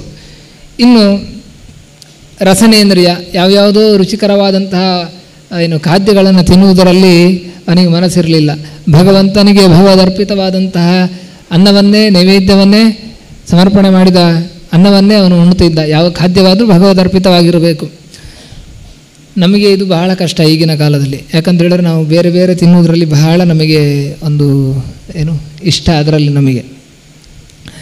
ಇನ್ನು ಪಾದದಿಂದ ಭಗವಂತನ ಆಲಯಕ್ಕೆ ಹೋಗುವಂಥದ್ದು, ಈ ರೀತಿಯಾಗಿ ಅವನ ಸೇವೆಯನ್ನು ಮಾಡ್ತಾ ಇದ್ದ. ಶಿರಸ್ಸಿನಿಂದ ಭಗವಂತನ ಪಾದಕ್ಕೆ ವಂದನೆ ಮಾಡುವಂಥದ್ದನ್ನು ಮಾಡ್ತಾ ಇದ್ದ. ಮತ್ತು ತನ್ನ ಎಲ್ಲ ಇಚ್ಛೆಯೂ ಕೂಡ, ಏನೆಲ್ಲ ತಾನು ಇಚ್ಛೆ ಪಡ್ತೇನೋ ಅದೆಲ್ಲವೂ ಕೂಡ ಭಗವದ್ಮಯವಾಗಿರಬೇಕು. ಅದರಿಂದ ಭಗವಂತನ ಅನುಗ್ರಹ ಸಿಗಬೇಕು. ತನಗೋಸ್ಕರ, ತನ್ನ ಬಯಕೆಯನ್ನು ಈಡೇರಿಸಿಕೊಳ್ಳೋದಕ್ಕೋಸ್ಕರ ಯಾವುದೇ ರೀತಿಯಾದಂತಹ ಒಂದು ಕೆಲಸವನ್ನು ಕೂಡ ಮಾಡ್ತಾ ಇರಲಿಲ್ಲ. ಹೀಗೆ ಸದಾ, ಇದು ಏಕಾದಶಿ ಮಾತ್ರ ಅಲ್ಲ, ಅವನ ಇಡೀ ಜೀವನದಲ್ಲಿಯೇ ಹಾಗೆ ಬದುಕ್ತಾ ಇದ್ದ. ನಾವು ಅದಕ್ಕೆ ಉಪವಾಸ ಅಂತ ಹೇಳಿದ್ರೆ ನಾವು ಊಟ ಎಲ್ಲ ಏನು ಆಹಾರ ತಗೊಳ್ಳೋದಿರೋದು ಯಾಕೆ ಅಂತ ಹೇಳಿದ್ರೆ ಅದೆಲ್ಲ ತಗೊಂಡಾಗ ಮನಸ್ಸು ವ್ಯಗ್ರವಾಗ್ತದೆ, ಆ ಭಗವಂತನ ಚಿಂತನೆಗೆ ಏನು ತೊಡಕಾಗ್ತದೆ ಎನ್ನುವ ದೃಷ್ಟಿಯಿಂದ ಅದೆಲ್ಲವನ್ನು ಕೂಡ ವರ್ಜನೆ ಮಾಡಿ ಕೇವಲ ಭಗವಂತನಲ್ಲಿ ಚಿಂತನೆ ಮಾಡಬೇಕು. ಅಡುಗೆ ಮಾಡುವ ತಲೆ ಬಿಸಿ ಬೇಡ ಯಾರಿಗೂ ಅಂಥೇಳಿ ಆ ಎಲ್ಲ ಚಿಂತನೆ ಇಟ್ಟುಕೊಂಡು ಭಗವಂತನಲ್ಲಿ ಅವನ ಹತ್ತಿರ ಹೋಗಬೇಕು ಮನಸ್ಸು ಅಂತೇಳಿದ್ರೆ ಬೇರೆ ಎಲ್ಲವನ್ನು ಕೂಡ ಬಂದ್ ಮಾಡಬೇಕು. ಅದಕ್ಕೋಸ್ಕರ ಆ ನಿಯಮವನ್ನು ಹಾಕಿಕೊಟ್ಟಿದ್ದು. ನಾವು ಅದೆಲ್ಲ ಬದಿಗಿಟ್ಟು ಬೇರೆ ಎಲ್ಲವನ್ನು ಇಟ್ಕೊಂಡ್ಬಿಡ್ತೇವೆ, ಹೊಟ್ಟೆಗೆ ಮಾತ್ರ ಹಾಕೋದಿಲ್ಲ, ಉಳಿದೆಲ್ಲ ಇರ್ತದೆ ನಮ್ಮಲ್ಲಿ. ಹೀಗೆ ಅಂಬರೀಷ ಮಹಾರಾಜ ಸಾಧನೆಯನ್ನು ಮಾಡ್ತಾ ಇದ್ದ. ಹೀಗೆ ಶ್ರೀಕೃಷ್ಣನ ವಿಶೇಷ ಅನುಗ್ರಹವನ್ನು ಪಡಿಬೇಕು ಅಂಥೇಳಿ ಚಿಂತನೆ ಮಾಡಿಕೊಂಡು 1 ವರ್ಷಗಳ ಕಾಲ ಈ ಒಂದು ಉಪವಾಸ ವ್ರತವನ್ನು, ಏಕಾದಶಿ ವ್ರತವನ್ನು ಆಚರಣೆ ಮಾಡ್ತಾನೆ. 1 ವರ್ಷವೂ ಉಪವಾಸ ಅಂತಲ್ಲ, 1 ವರ್ಷದಲ್ಲಿ ಎಲ್ಲ ದಿವಸವೂ ಕೂಡ ಆ ಒಂದು ಸಂಕಲ್ಪ ಮಾಡಿಕೊಂಡು ಭಗವಂತ ಯಾವಾಗಲೂ ಮಾಡ್ತಾ ಇದ್ದ. ವಿಶೇಷವಾಗಿ ಕೃಷ್ಣನ ಅನುಗ್ರಹಕ್ಕೋಸ್ಕರ ಸಂಕಲ್ಪಯುಕ್ತವಾಗಿ ಆ ಒಂದು ವ್ರತವನ್ನು ಪ್ರಾರಂಭ ಮಾಡ್ತಾನೆ. ಆ ಪ್ರಾರಂಭ ಮಾಡಿ ಆ 1 ಸಂವತ್ಸರ ಕಾಲ ಆ ವ್ರತವನ್ನು ಆಚರಣೆ ಮಾಡಿ ಅದರ ಅಂತ್ಯಕಾಲ ಪಾರಾಯಣ ನಾಳೆ ಬೆಳಗ್ಗೆ ಅದು ಕೂಡ ಸರಿ ಸಮಯದಲ್ಲೇ ಆಗಬೇಕು. ಉಪವಾಸ ಎಷ್ಟು ಮಾಡ್ತೀವೋ, ಉಪವಾಸ ಅಂದರೆ ಏಕಾದಶಿ ವ್ರತ ಅಂದರೆ 3 ದಿವಸ, ದಶಮಿ, ಏಕಾದಶಿ, ದ್ವಾದಶಿ 3 ದಿವಸದ ವ್ರತ. 3 ದಿವಸದಲ್ಲಿ ದಶಮಿ ದಿವಸ ನಾವು ರಾತ್ರಿ ಸರಿ ತಿಂತೇವೆ, ಅವತ್ತು ತಿನ್ನಬಾರ್ದು, ರಾತ್ರಿ ಒಂದೇ ಹೊತ್ತು ಆಹಾರ ಸ್ವೀಕಾರ ಮಾಡಬೇಕು. ಇನ್ನು ಏಕಾದಶಿ ಪೂರ್ಣ ನಿರಾಹಾರ, ದ್ವಾದಶಿಯು ಕೂಡ ಒಂದೇ ಹೊತ್ತು. ಅದು ಕಷ್ಟ ಸಾಧ್ಯ ಆದರೆ ಕಷ್ಟ ಸಾಧ್ಯ ಈಗಿನ ಕಾಲದಲ್ಲಿ, ಮಾಡೋಕ್ಕಾಗಲ್ಲ ಅನ್ನೋ ಮಾಡುವವರಿದ್ದಾರೆ. ಹೀಗೆ ಪಾರಾಯಣ ಮಾಡುವಂತಹ ಸಮಯದಲ್ಲಿ ಎಲ್ಲ ತನ್ನ ವ್ರತವನ್ನು, ಭಗವಂತನ ಆರಾಧನೆಯನ್ನು ಎಲ್ಲವನ್ನು ಕೂಡ ಮುಗಿಸಿ ಎಲ್ಲರಿಗೂ ಕೂಡ 60,000 ಗೋದಾನವನ್ನು ಮಾಡಿ, ಅದು ಹೇಗೆ ಕೋಡುಗಳಿಗೆ ಚಿನ್ನದ ಇದನ್ನೆಲ್ಲ ಹಾಕಿ ಕವಚವನ್ನು ತೊಡಿಸಿ, ಕಾಲಿಗೆ ಬೆಳ್ಳಿಯ ಕವಚವನ್ನು ತೊಡಿಸಿ ಎಲ್ಲ ಈ ರೀತಿಯಾಗಿ ಗೋದಾನವನ್ನೆಲ್ಲ ಮಾಡಿ ಕೊನೆಗೆ ತಾನು ಪಾರಾಯಣ ಅಂತ್ಯ ಆಗಬೇಕಿನ್ನು ಆ ವ್ರತ ಸಮಾಪನೆ ಮಾಡಬೇಕು ಅನ್ನುವ ಚಿಂತನೆ ಮಾಡಬೇಕಾದ್ರೆ ದೂರ್ವಾಸರು ಬರ್ತಾರೆ. ಅವರು ರುದ್ರದೇವರ ಅಂಶ, ರುದ್ರನ ಮತ್ತೊಂದು ರೂಪವೇ. ಅವರು ಬರ್ತಾರೆ, ಪಾರಾಯಣ ಸಮಯದಲ್ಲಿ ಬರ್ತಾರೆ. ಅಂಬರೀಷನಿಗೆ ಅತಿಥಿಗಳು ಬಂದಿದ್ದಾರೆ, ಅತಿಥಿ ಸತ್ಕಾರ ಆಗಬೇಕು, ಅದರಿಂದ ಅವರಿಗೆ ಸಮಯ ಆಯಿತು, ಅತಿಥಿ ಸತ್ಕಾರ ಮಾಡಬೇಕು. ಅದರಿಂದ ದುರ್ವಾಸರ ಬಳಿ ಹೇಳ್ತಾರೆ, ನೀವು ಇಲ್ಲಿಯೇ ಪಾರಾಯಣವನ್ನು ಮಾಡಬೇಕು ಅಂಥೇಳಿ. ಸ್ನಾನ ಆಗದೆ ಮಾಡೋಕ್ಕಾಗಲ್ಲ, ಸ್ನಾನಕ್ಕೆ ಹೋಗ್ತಾರೆ, ಬೇಕಂತಲೇ ಲೇಟ್ ಮಾಡಿ ಬಂದು ನೀನು ನನ್ನನ್ನು ಬಿಟ್ಟು, ಇವರು ಪಾರಾಯಣ ಸಮಯ ದಾಡ್ತಾ ಉಂಟು ಅಂಥೇಳಿ ನೀರನ್ನು ಕುಡಿತಾರೆ. ವಿಚಾರ ಮಾಡಿ ನೀರು ಅದು ನಿರಾಹಾರಕ್ಕೂ ಆಗ್ತದೆ, ಆಹಾರ ಸ್ವೀಕಾರಕ್ಕೂ ಆಗ್ತದೆ. ಆದ್ದರಿಂದ ನಾವು ಉಪವಾಸ ಇದ್ದ ಹಾಗೂ ಆಯಿತು, ಅದರೊಟ್ಟಿಗೆ ಪಾರಾಯಣವನ್ನು ಮಾಡಿದ ಹಾಗೂ ಆಯಿತು ಅಂತೇಳಿ ಚಿಂತನೆ ಮಾಡಿಕೊಂಡು ನೀರನ್ನು ಸ್ವೀಕಾರ ಮಾಡಿರ್ತಾನೆ. ದುರ್ವಾಸರು ಬಂದು ಸಿಟ್ಟುಗೊಳ್ತಾರೆ, ಅವನ ಮೇಲೆ ಶಾಪವನ್ನು ಕೊಡ್ತಾರೆ. ತನ್ನ ಜಟೆಯಿಂದ ಒಂದು ಕೃತ್ರಿಮವನ್ನು ಸೃಷ್ಟಿ ಮಾಡಿ ಅಂಬರೀಷನ ಮೇಲೆ ಬಿಡ್ತಾರೆ. ಆ ಕೃತ್ರಿಮವನ್ನು ಅಂಬರೀಷನಿಗೇನು ಹೆದರಿಕೆ ಇಲ್ಲ, ತಾನೇನು ತಪ್ಪು ಮಾಡಲಿಲ್ಲ ಅಂತ ಹೇಳಿ ಗ್ಯಾರಂಟಿ ಇದೆ. ಆದ್ದರಿಂದ ಹೆದರಿಕೆ ಇಲ್ಲದೆ ಭಗವಂತನ ಚಿಂತನೆ ಮಾಡ್ತಾರೆ. ಸುದರ್ಶನ ಚಕ್ರವನ್ನು ಹಿಂದೆ ಭಗವಂತನಿಗೆ ಅನುಗ್ರಹವನ್ನು ಮಾಡಿರುತ್ತಾನೆ. ಹಾಗೆ ಸುದರ್ಶನ ರೂಪದಿಂದ ಭಗವಂತನನ್ನು, ಅಂಬರೀಷನನ್ನು ರಕ್ಷಣೆ ಮಾಡ್ತಾ ಇರ್ತಾನೆ. ಆ ಸುದರ್ಶನ ಚಕ್ರ ಬಂದು ಆ ಕೃತ್ರಿಮವನ್ನು ಸಂಹಾರ ನಾಶ ಮಾಡ್ತದೆ. ನಂತರ ದೂರ್ವಾಸರನ್ನು ಬೆನ್ನು ಬಿದ್ದು ಬಿಡ್ತದೆ. ಅವರು ಸೀದಾ ಎಲ್ಲ ಕಡೆ ಓಡ್ತಾರೆ, ಇಡೀ ಲೋಕವನ್ನು ಸಂಚಾರ ಮಾಡ್ತಾರೆ. ಇದು 14 ಲೋಕವನ್ನು ಸಂಚಾರ ಮಾಡ್ತಾರೆ. ಕೊನೆಗೆ ಬ್ರಹ್ಮನ ಬಳಿಗೆ ಹೋಗ್ತಾರೆ. ಅಲ್ಲಿ ಹೋದರೂ ಬ್ರಹ್ಮ ಹೇಳ್ತಾನೆ, ನನಗೇನಿಲ್ಲ, ನಾನು ಕೂಡ ಭಗವಂತನ ಹೇಳಿದ್ದರೆ, ನನ್ನದು ಈಗ 2 ವರ್ಷ ನನ್ನ ಪೂರ್ಣ ಆಯಸ್ಸು ಮುಗೀತು ಅಂತ ಹೇಳಿದ್ರೆ ನಾನು ಮುಂದೆ ಹೋಗಬೇಕು, ನನ್ನನ್ನು ಕೂಡ ಅವನು ಸಂಹಾರ ಮಾಡಿಬಿಡ್ತಾನೆ, ನನ್ನ ಕೈಲಿ ಸಾಧ್ಯ ಇಲ್ಲ ಅಂತ. ಸರಿ, ಶಿವನ ಹತ್ರ ಹೋಗ್ತಾನೆ. ಶಿವನ ಹತ್ರ ಹೋದಾಗ ಶಿವನು ಕೂಡ ಅದನ್ನೇ ಹೇಳ್ತಾನೆ, ಅವನು ಹೇಳಿದಾಗೆ ನಾವು ಬದುಕುವಂಥವ್ರು. ಅವನು ಈ ಥರ 1000 ಕೋಟಿ ಸೃಷ್ಟಿಯನ್ನು ಮಾಡಿ ಬ್ರಹ್ಮಾಂಡದ ಒಡೆಯನಾದವನು ಅವನ ಮಾತನ್ನು ನೀನು ಅವನ ಹತ್ರನೇ ಹೋಗಿ ಪ್ರಾರ್ಥನೆ ಮಾಡಿಕೊ, ನನಗೆ ಸಂಬಂಧ ಇಲ್ಲ ಅಂತ ಅವನು ಕೈ ಬಿಟ್ಟುಬಿಡ್ತಾನೆ. ಕೊನೆಗೆ ವಿಷ್ಣುವಿನಲ್ಲಿಯೇ ಬರ್ತಾರೆ. ವಿಷ್ಣುವಿನ ನಾನು ತಪ್ಪು ಮಾಡಿದೆ, ನಿನ್ನ ಭಕ್ತನಿಗೆ ಅಪಚಾರ ಮಾಡಿದೆ, ನನ್ನನ್ನು ಕ್ಷಮಿಸು ಅಂತೇಳಿ. ಭಗವಂತನು ಕೈ ಬಿಟ್ಬಿಡ್ತಾನೆ, ನನಗೂ ಸಂಬಂಧ ಇಲ್ಲ ಅಂಥೇಳಿ. ಇದು ದೊಡ್ಡ ಸಮಸ್ಯೆ. ಅವನಿಗೆ ವಿಷ್ಣು ಆದರೂ ಕಾಪಾಡ್ಬೋದು ಅಂತ ಇತ್ತೇನೋ, ಆದರೆ ಅಲ್ಲೂ ಇಲ್ಲ. ಅವನು ಹೇಳ್ತಾನೆ, ನಾನು ಭಕ್ತರು ಹೇಗೋ ಹಾಗೆ ಅದರಿಂದ ನಾನು ಭಕ್ತ ಪರಾಧೀನ, ಅದರಿಂದ ಅಂಬರೀಷನ ಬಳಿಗೆ ಹೋಗಿ ನೀನು ಪ್ರಾರ್ಥನೆಯನ್ನು ಮಾಡಿಕೊ, ಅವನೇ ನಿನಗೆ ಇದರಿಂದ ಮೋಕ್ಷವನ್ನು ಕೊಡ್ತಾನೆ. ಪುನಃ ಭಕ್ತ ಅಂಬರೀಷನ ಬಳಿಗೆ ಬಂದು ಪ್ರಾರ್ಥನೆಯನ್ನು ಮಾಡ್ತಾನೆ. ಅಂಬರೀಷ ಭಗವಂತನ ಇಚ್ಛೆ ಅದನ್ನು ತಿಳಿದುಕೊಂಡು ಕೇವಲ ಸುದರ್ಶನ ಭಗವಂತನನ್ನು ಸ್ತುತಿ ಮಾಡ್ತಾನೆ. ಆ ಒಂದು ಸುದರ್ಶನ ಚಕ್ರದಿಂದ ತಾಪವನ್ನು ಅನುಭವಿಸ್ತಿದ್ರು, ಅದು ನಿಲ್ತದೆ ಅವರಿಗೆ. ಕೊನೆಗೆ ಪಾರಾಯಣವನ್ನು ಮುಗಿಸ್ತಿ. ಆ 1 ವರ್ಷ ಕಾಲ ಆಗಿತ್ತು ಅವರು ಸುತ್ತಿ ಬರುವಾಗ ಇಡೀ ಲೋಕವನ್ನು ಸುತ್ತಿ ಬರುವಾಗ 1 ವರ್ಷ ಆಗಿತ್ತು. ಆ 1 ವರ್ಷಗಳ ಕಾಲ ಕೂಡ ಅಂಬರೀಷ ನೀರು ಕುಡಿತಾ ಇದ್ದ. ಅಂದರೆ ಅಷ್ಟು, ಯಾಕಂದರೆ ಅತಿಥಿಗಳು ಬಂದಿದ್ದಾರೆ, ಈ ಒಂದು ಘಟನೆ ಆದರೂ ಕೂಡ ಯಾವುದು ತಾನು ತಪ್ಪು ಮಾಡಲಿಲ್ಲ ಅಂತೇಳಿ ತಿರಸ್ಕಾರ ಇಲ್ಲ ಅವರ ಮೇಲೆ, ಅವ್ರು ಬರೋವರೆ ಕಾಯ್ತಾನೇ ಇದ್ದ. ಹಾಗೆ ದುರ್ವಾಸರು ಅವನಿಗೆ ಅನುಗ್ರಹವನ್ನು ಮಾಡಿ ಮುಂದುವರಿತಾರೆ. ಅಂದರೆ ಏಕಾದಶಿ ಮಹಿಮೆ ಅವನ ಇಡೀ ಜೀವನದ ಒಂದು ಸಂಪಾದನೆ ಏನು ಅಂದರೆ ವಿಷ್ಣುವಿನ ಅನುಗ್ರಹ.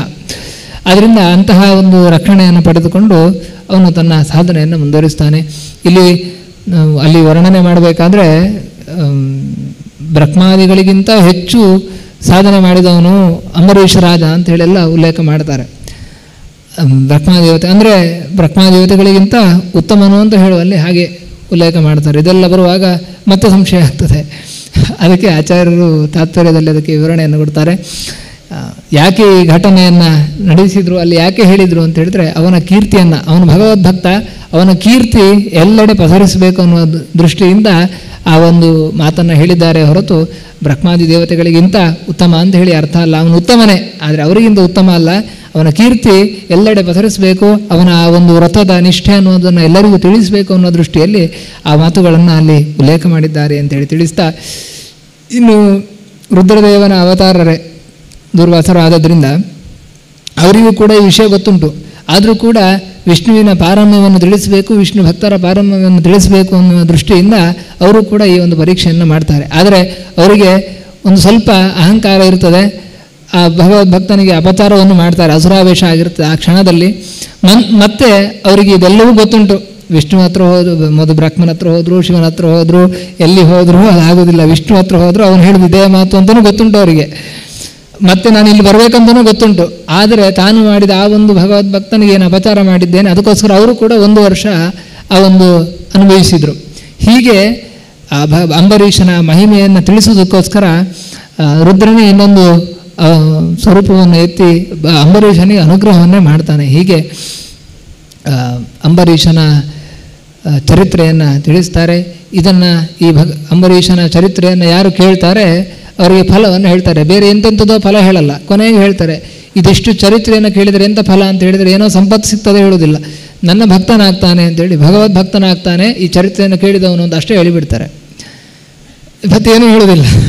ನಮೀಗ ನಾವು ಯೋಚನೆ ಮಾಡಬೇಕು, ನಾವು ಭಕ್ತರಾದರೆ ಸಾಕು ಅಥವಾ ಸಂಪತ್ತು ಬೇಕು ಅಂತ ಹೇಳಿ. ಆದರೆ ಆ ಮಾತಿನಲ್ಲಿ ಇನ್ನೊಂದು ಅರ್ಥ ಉಂಟು.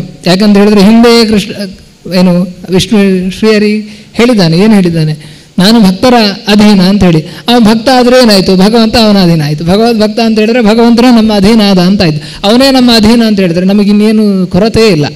ಆದ್ದರಿಂದ ಭಗವದ್ಭಕ್ತನಾದ ಅಂತ ಹೇಳಿದ್ರೆ ಭಗವಂತನ ಅನುಗ್ರಹ ಸಂಪೂರ್ಣ ಸಿಕ್ಕಿತು ಅಂತ ಹೇಳಿ ಅರ್ಥ. ಅದರಿಂದ ಆ ಒಂದು ವಿಚಾರವನ್ನು ಈ ರೀತಿಯಾಗಿ ತಿಳಿಸ್ತಾ ಮುಂದೆ ಅಂಬರೀಷನ ಪರಂಪರೆಯಲ್ಲಿ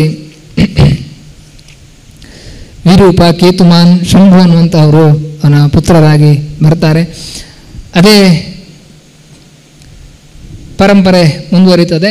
ಅವರು ಕ್ಷತ್ರಿಯ ಪರಂಪರೆಯಲ್ಲಿ ಎಲ್ಲರೂ ಕೂಡ ಹೇಗೆ ಅಂದರೆ ಅಂಬರೀಷನಿಗೆ ಸರಿ ಸಮಾನರಾಗಿ ಇರ್ತಾರೆ. ಅಂದರೆ ಅವರ ಆ ವಂಶದಲ್ಲಿ ಅವನ ಮಕ್ಕಳೆಲ್ಲರೂ ಕೂಡ ಹಾಗೆ, ಅವರ ಮರಿ ಮಕ್ಕಳಾಗ್ಬೋದು, ಎಲ್ಲರೂ ಕೂಡ ವಿಶೇಷವಾಗಿ ಅಂಬರೀಷನ ನಿಷ್ಠೆ ಹೇಗಿತ್ತು ಹಾಗೆ ಇತ್ತು. ಆ ರೀತಿಯಾಗಿ ರಾಜ್ಯ ಪರಿಪಾಲನೆಯನ್ನು ಮಾಡ್ತಾಯಿದ್ರು. ಮುಂದೆ ನಾಭಾಗ ಆಯಿತು.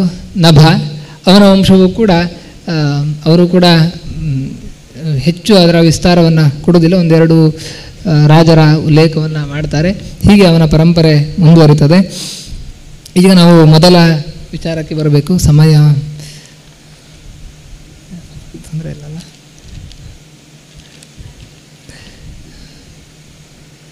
ಇನ್ನೊಂದು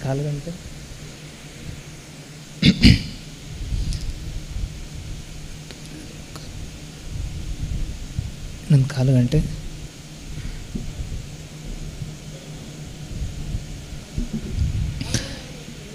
ಇಕ್ಷ್ವಾಕು ರಾಜನ ಬಗ್ಗೆ, ಅವನ ಆ ಮೂಲಕ ಸೂರ್ಯವಂಶದ ಬಗ್ಗೆ ಹೇಳ್ತಾರೆ. ಇಲ್ಲಿವರೆಗೆ ನಾವು ರಾಮಚಂದ್ರ ಅವತಾರ ಮಾಡಬೇಕು, ಅದಕ್ಕೆ ಪೂರ್ವಭಾಗಿಯಾಗಿಯೇ ಇಷ್ಟೆಲ್ಲ ಕಥೆಗಳು ಬಂತು. ಇನ್ನೂ ಸುಮಾರು ರಾಜರಿದ್ದಾರೆ.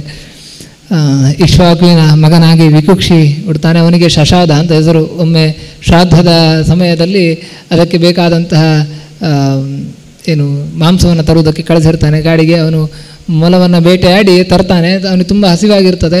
ಕೊನೆಗೆ ನನಗೆ ಹಸಿವಾಯಿತು ಹೇಳಿ ತಿಂದು ಅವನು ಅದರ ಉಚ್ಚಿಷ್ಟವನ್ನು ಇನ್ನು ಅರ್ಧ ಭಾಗವನ್ನು ತರ್ತಾನೆ, ಅದನ್ನು ಶ್ರಾದ್ದಕ್ಕೆ ಕೊಡ್ತಾನೆ.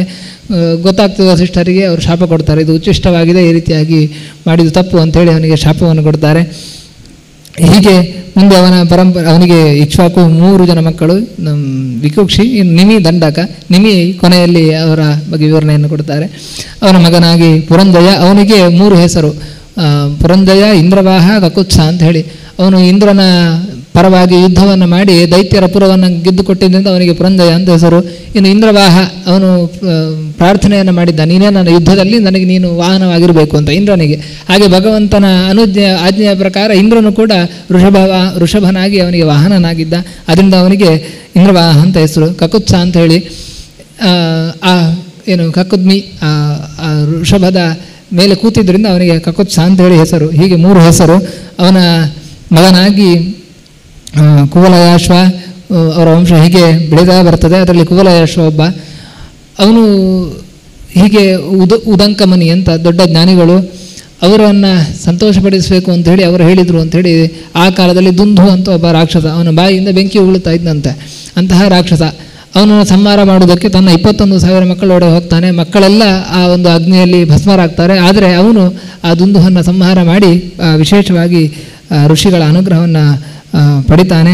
ಹೀಗೆ ಅನೇಕ ರಾಜರು ಬರ್ತಾರೆ. ಅದರಲ್ಲಿ ಮುಂದೆ ಬರುವಂಥವನು ಸೇನಜಿತ್ನ ಮಗನಾಗಿ ಯುವನಾಶ್ವ, ಅವನ ಮಗನಾಗಿ ಮಾಂಧಾತ.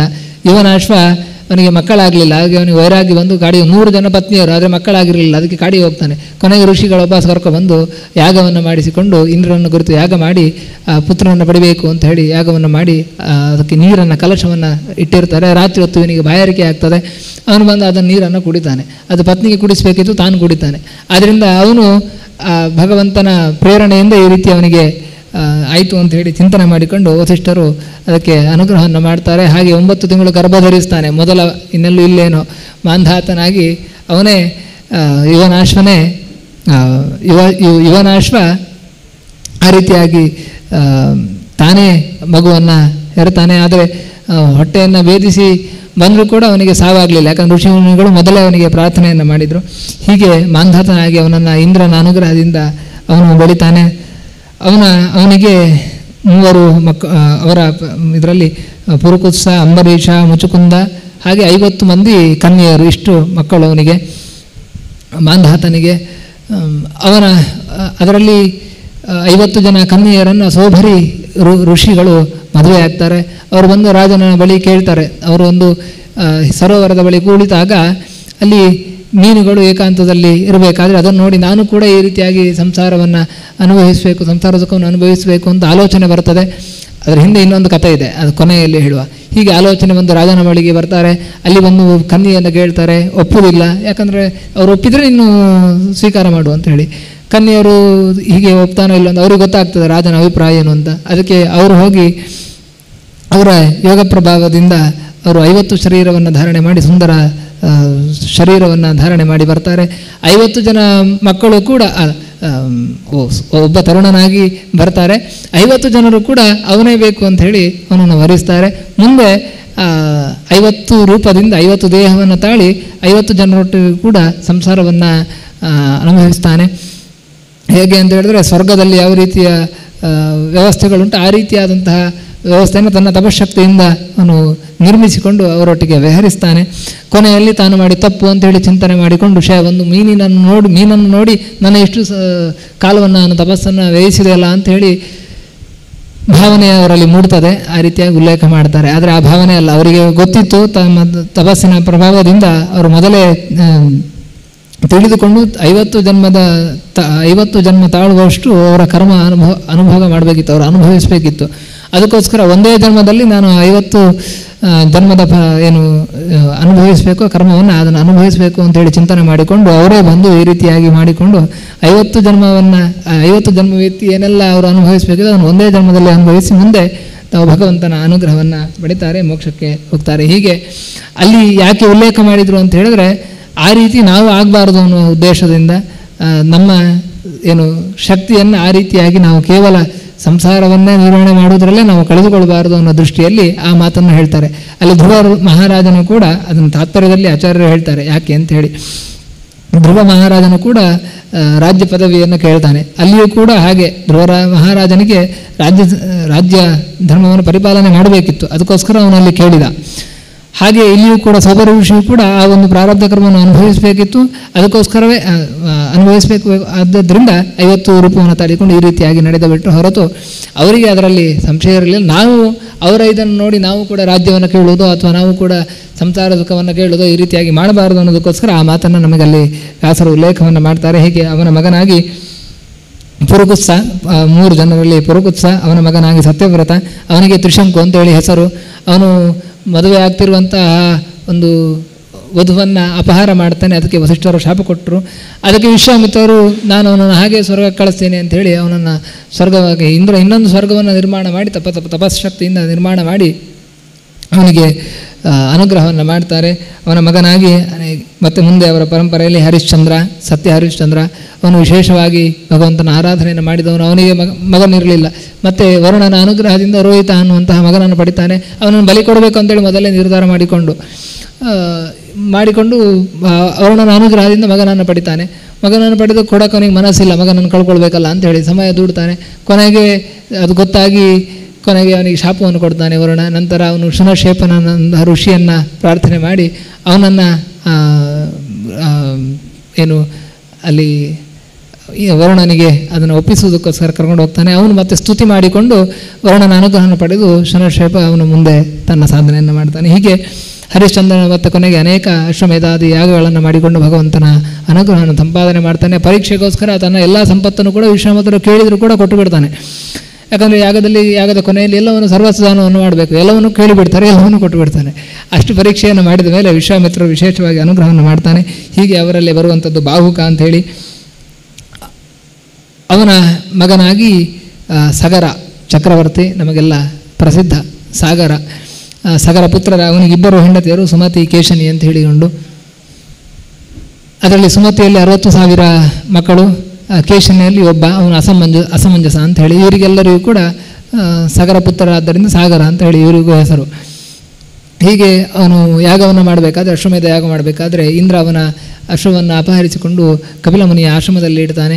ಅಲ್ಲಿ ಹೋಗಿ ಮಕ್ಕಳೆಲ್ಲ ಹುಡ್ಕೊಂಡು ಹೋಗ್ತಾರೆ. ಅವರು ಎಲ್ಲ ಕಡೆ ಹುಡುಕಿ ಸಮುದ್ರವೂ ಕೂಡ ಅಷ್ಟೇ ವಿಸ್ತಾರ ಆಗಿಬಿಡ್ತದೆ. ಅದರಿಂದ ಸಾಗರ ಅಂತ ಸಮುದ್ರಕ್ಕೆ ಹೆಸರು.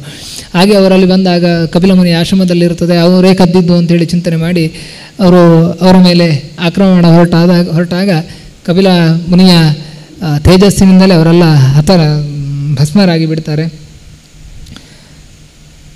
ನಂತರ ಅವರಿಗೆಲ್ಲ ಮುಕ್ತಿಯನ್ನು ಕೊಡಬೇಕು ಅಂಥೇಳಿ ಅಸಮಂಜಸ ಅವನ ಕತೆ ಕೇಳಿದರೆ ಅದೊಂದು ವಿಚಿತ್ರ. ಅವನು ಎಲ್ಲ ಮಕ್ಕಳನ್ನು ಕೂಡ ಅವನು ವಯಸ್ಸಿನಲ್ಲಿ ಎಲ್ಲ ಮಕ್ಕಳನ್ನು ಕೂಡ ಸಂಹಾರ ಮಾಡ್ತಾ ಇದ್ದಂತೆ. ತಗೊಂಡೋಗಿ ಕೆರೆಯಲ್ಲಿ ಮುಳುಗಿಸೋದು ಮತ್ತೊಂದು ಇಂಥದ್ದು ಕೀಟಲೆಯನ್ನು ಮಾಡ್ತಿದ್ದಂತೆ. ಯಾವುದು ಲೋಕದಲ್ಲಿ ನಿಂದ್ಯವಾದ ಕರ್ಮಗಳಿದ್ದಾವೆ ಆ ಎಲ್ಲ ಕರ್ಮವನ್ನು ಅವನು ಮಾಡ್ತಾ ಇದ್ದಂತೆ. ರಾಜನಿಗೆ ಸಿಟ್ಟು ಬಂದು ಇವನು ನಮ್ಮ ಹತ್ರ ಇದ್ದರೆ ಎಲ್ಲ ಪ್ರಜೆಗಳನ್ನು ಹಾಳು ಮಾಡಿಬಿಡ್ತಾನೆ, ಇವನು ಎಲ್ಲರಿಗೂ ಉಪದ್ರ ಕೊಡ್ತಾನೆ ಹೇಳಿ ಅವನು ಬಿಟ್ಟೇ ಬಿಡ್ತಾನೆ. ಅವನಿಗೂ ಕೂಡ ಅದೇ ಬೇಕಿತ್ತು. ಆದ್ದರಿಂದ ಯಾವಾಗ ತಂದೆ ಕಾಡಿಗೆ ಹೋಗು ಅಂತೇಳಿ ಹೇಳ್ತಾನೋ ಆಗ ಎಲ್ಲ ಅವನು ಯಾರನ್ನೆಲ್ಲ ನದಿಯಲ್ಲಿ ಮುಳುಗಿಸಿದ್ನೋ ಅವ್ರನ್ನೆಲ್ಲ ಕರ್ಕೊಬಂದು ಅವನಿಗೆ ಒಪ್ಪಿಸಿ ಬಿಡ್ತಾನಂತೆ. ಆಗ ರಾಜನಿಗೆ ತಾನು ಮಾಡಿ ತಪ್ಪು ಅಂತೇಳಿ ಗೊತ್ತಾಗ್ತದೆ. ಅವನು ಯಾಕೆಂದರೆ ರಾಜ್ಯದಲ್ಲಿ ಅವನಿಗೆ ಆಸಕ್ತಿ ಇರಲಿಲ್ಲ, ಅದಕ್ಕೋಸ್ಕರ ತನ್ನನ್ನು ತಂದೆಯೇ ಬಿಟ್ಕೊಡ್ಬೇಕು ಅನ್ನೋ ಉದ್ದೇಶದಿಂದ ಈ ರೀತಿಯಾದಂತಹ ಕ್ರಿಯೆಯನ್ನು ಮಾಡ್ತಾನೆ. ಅವನ ಮಗನಾಗಿ ಅಂಶುಮಂತ ಅವನು ತಪಸ್ಸು ಮಾಡ್ತಾನೆ. ಅವನ ಮೂಲಕ ನಂತರ ದಿಲೀಪ, ಭಗೀರಥ ಇವರೆಲ್ಲರೂ ಕೂಡ, ಅದರಲ್ಲಿ ಭಗೀರಥ ಅವರೆಲ್ಲ ತಪಸ್ಸು ಮಾಡ್ತಾರೆ. ಭಗೀರಥ ಅದನ್ನು ಸಾಧನೆ ಮಾಡ್ತಾನೆ. ಅವನು ತಪಸ್ಸು ಮಾಡಿ ಗಂಗೆಯನ್ನು ಒಲಿಸಿಕೊಳ್ತಾನೆ.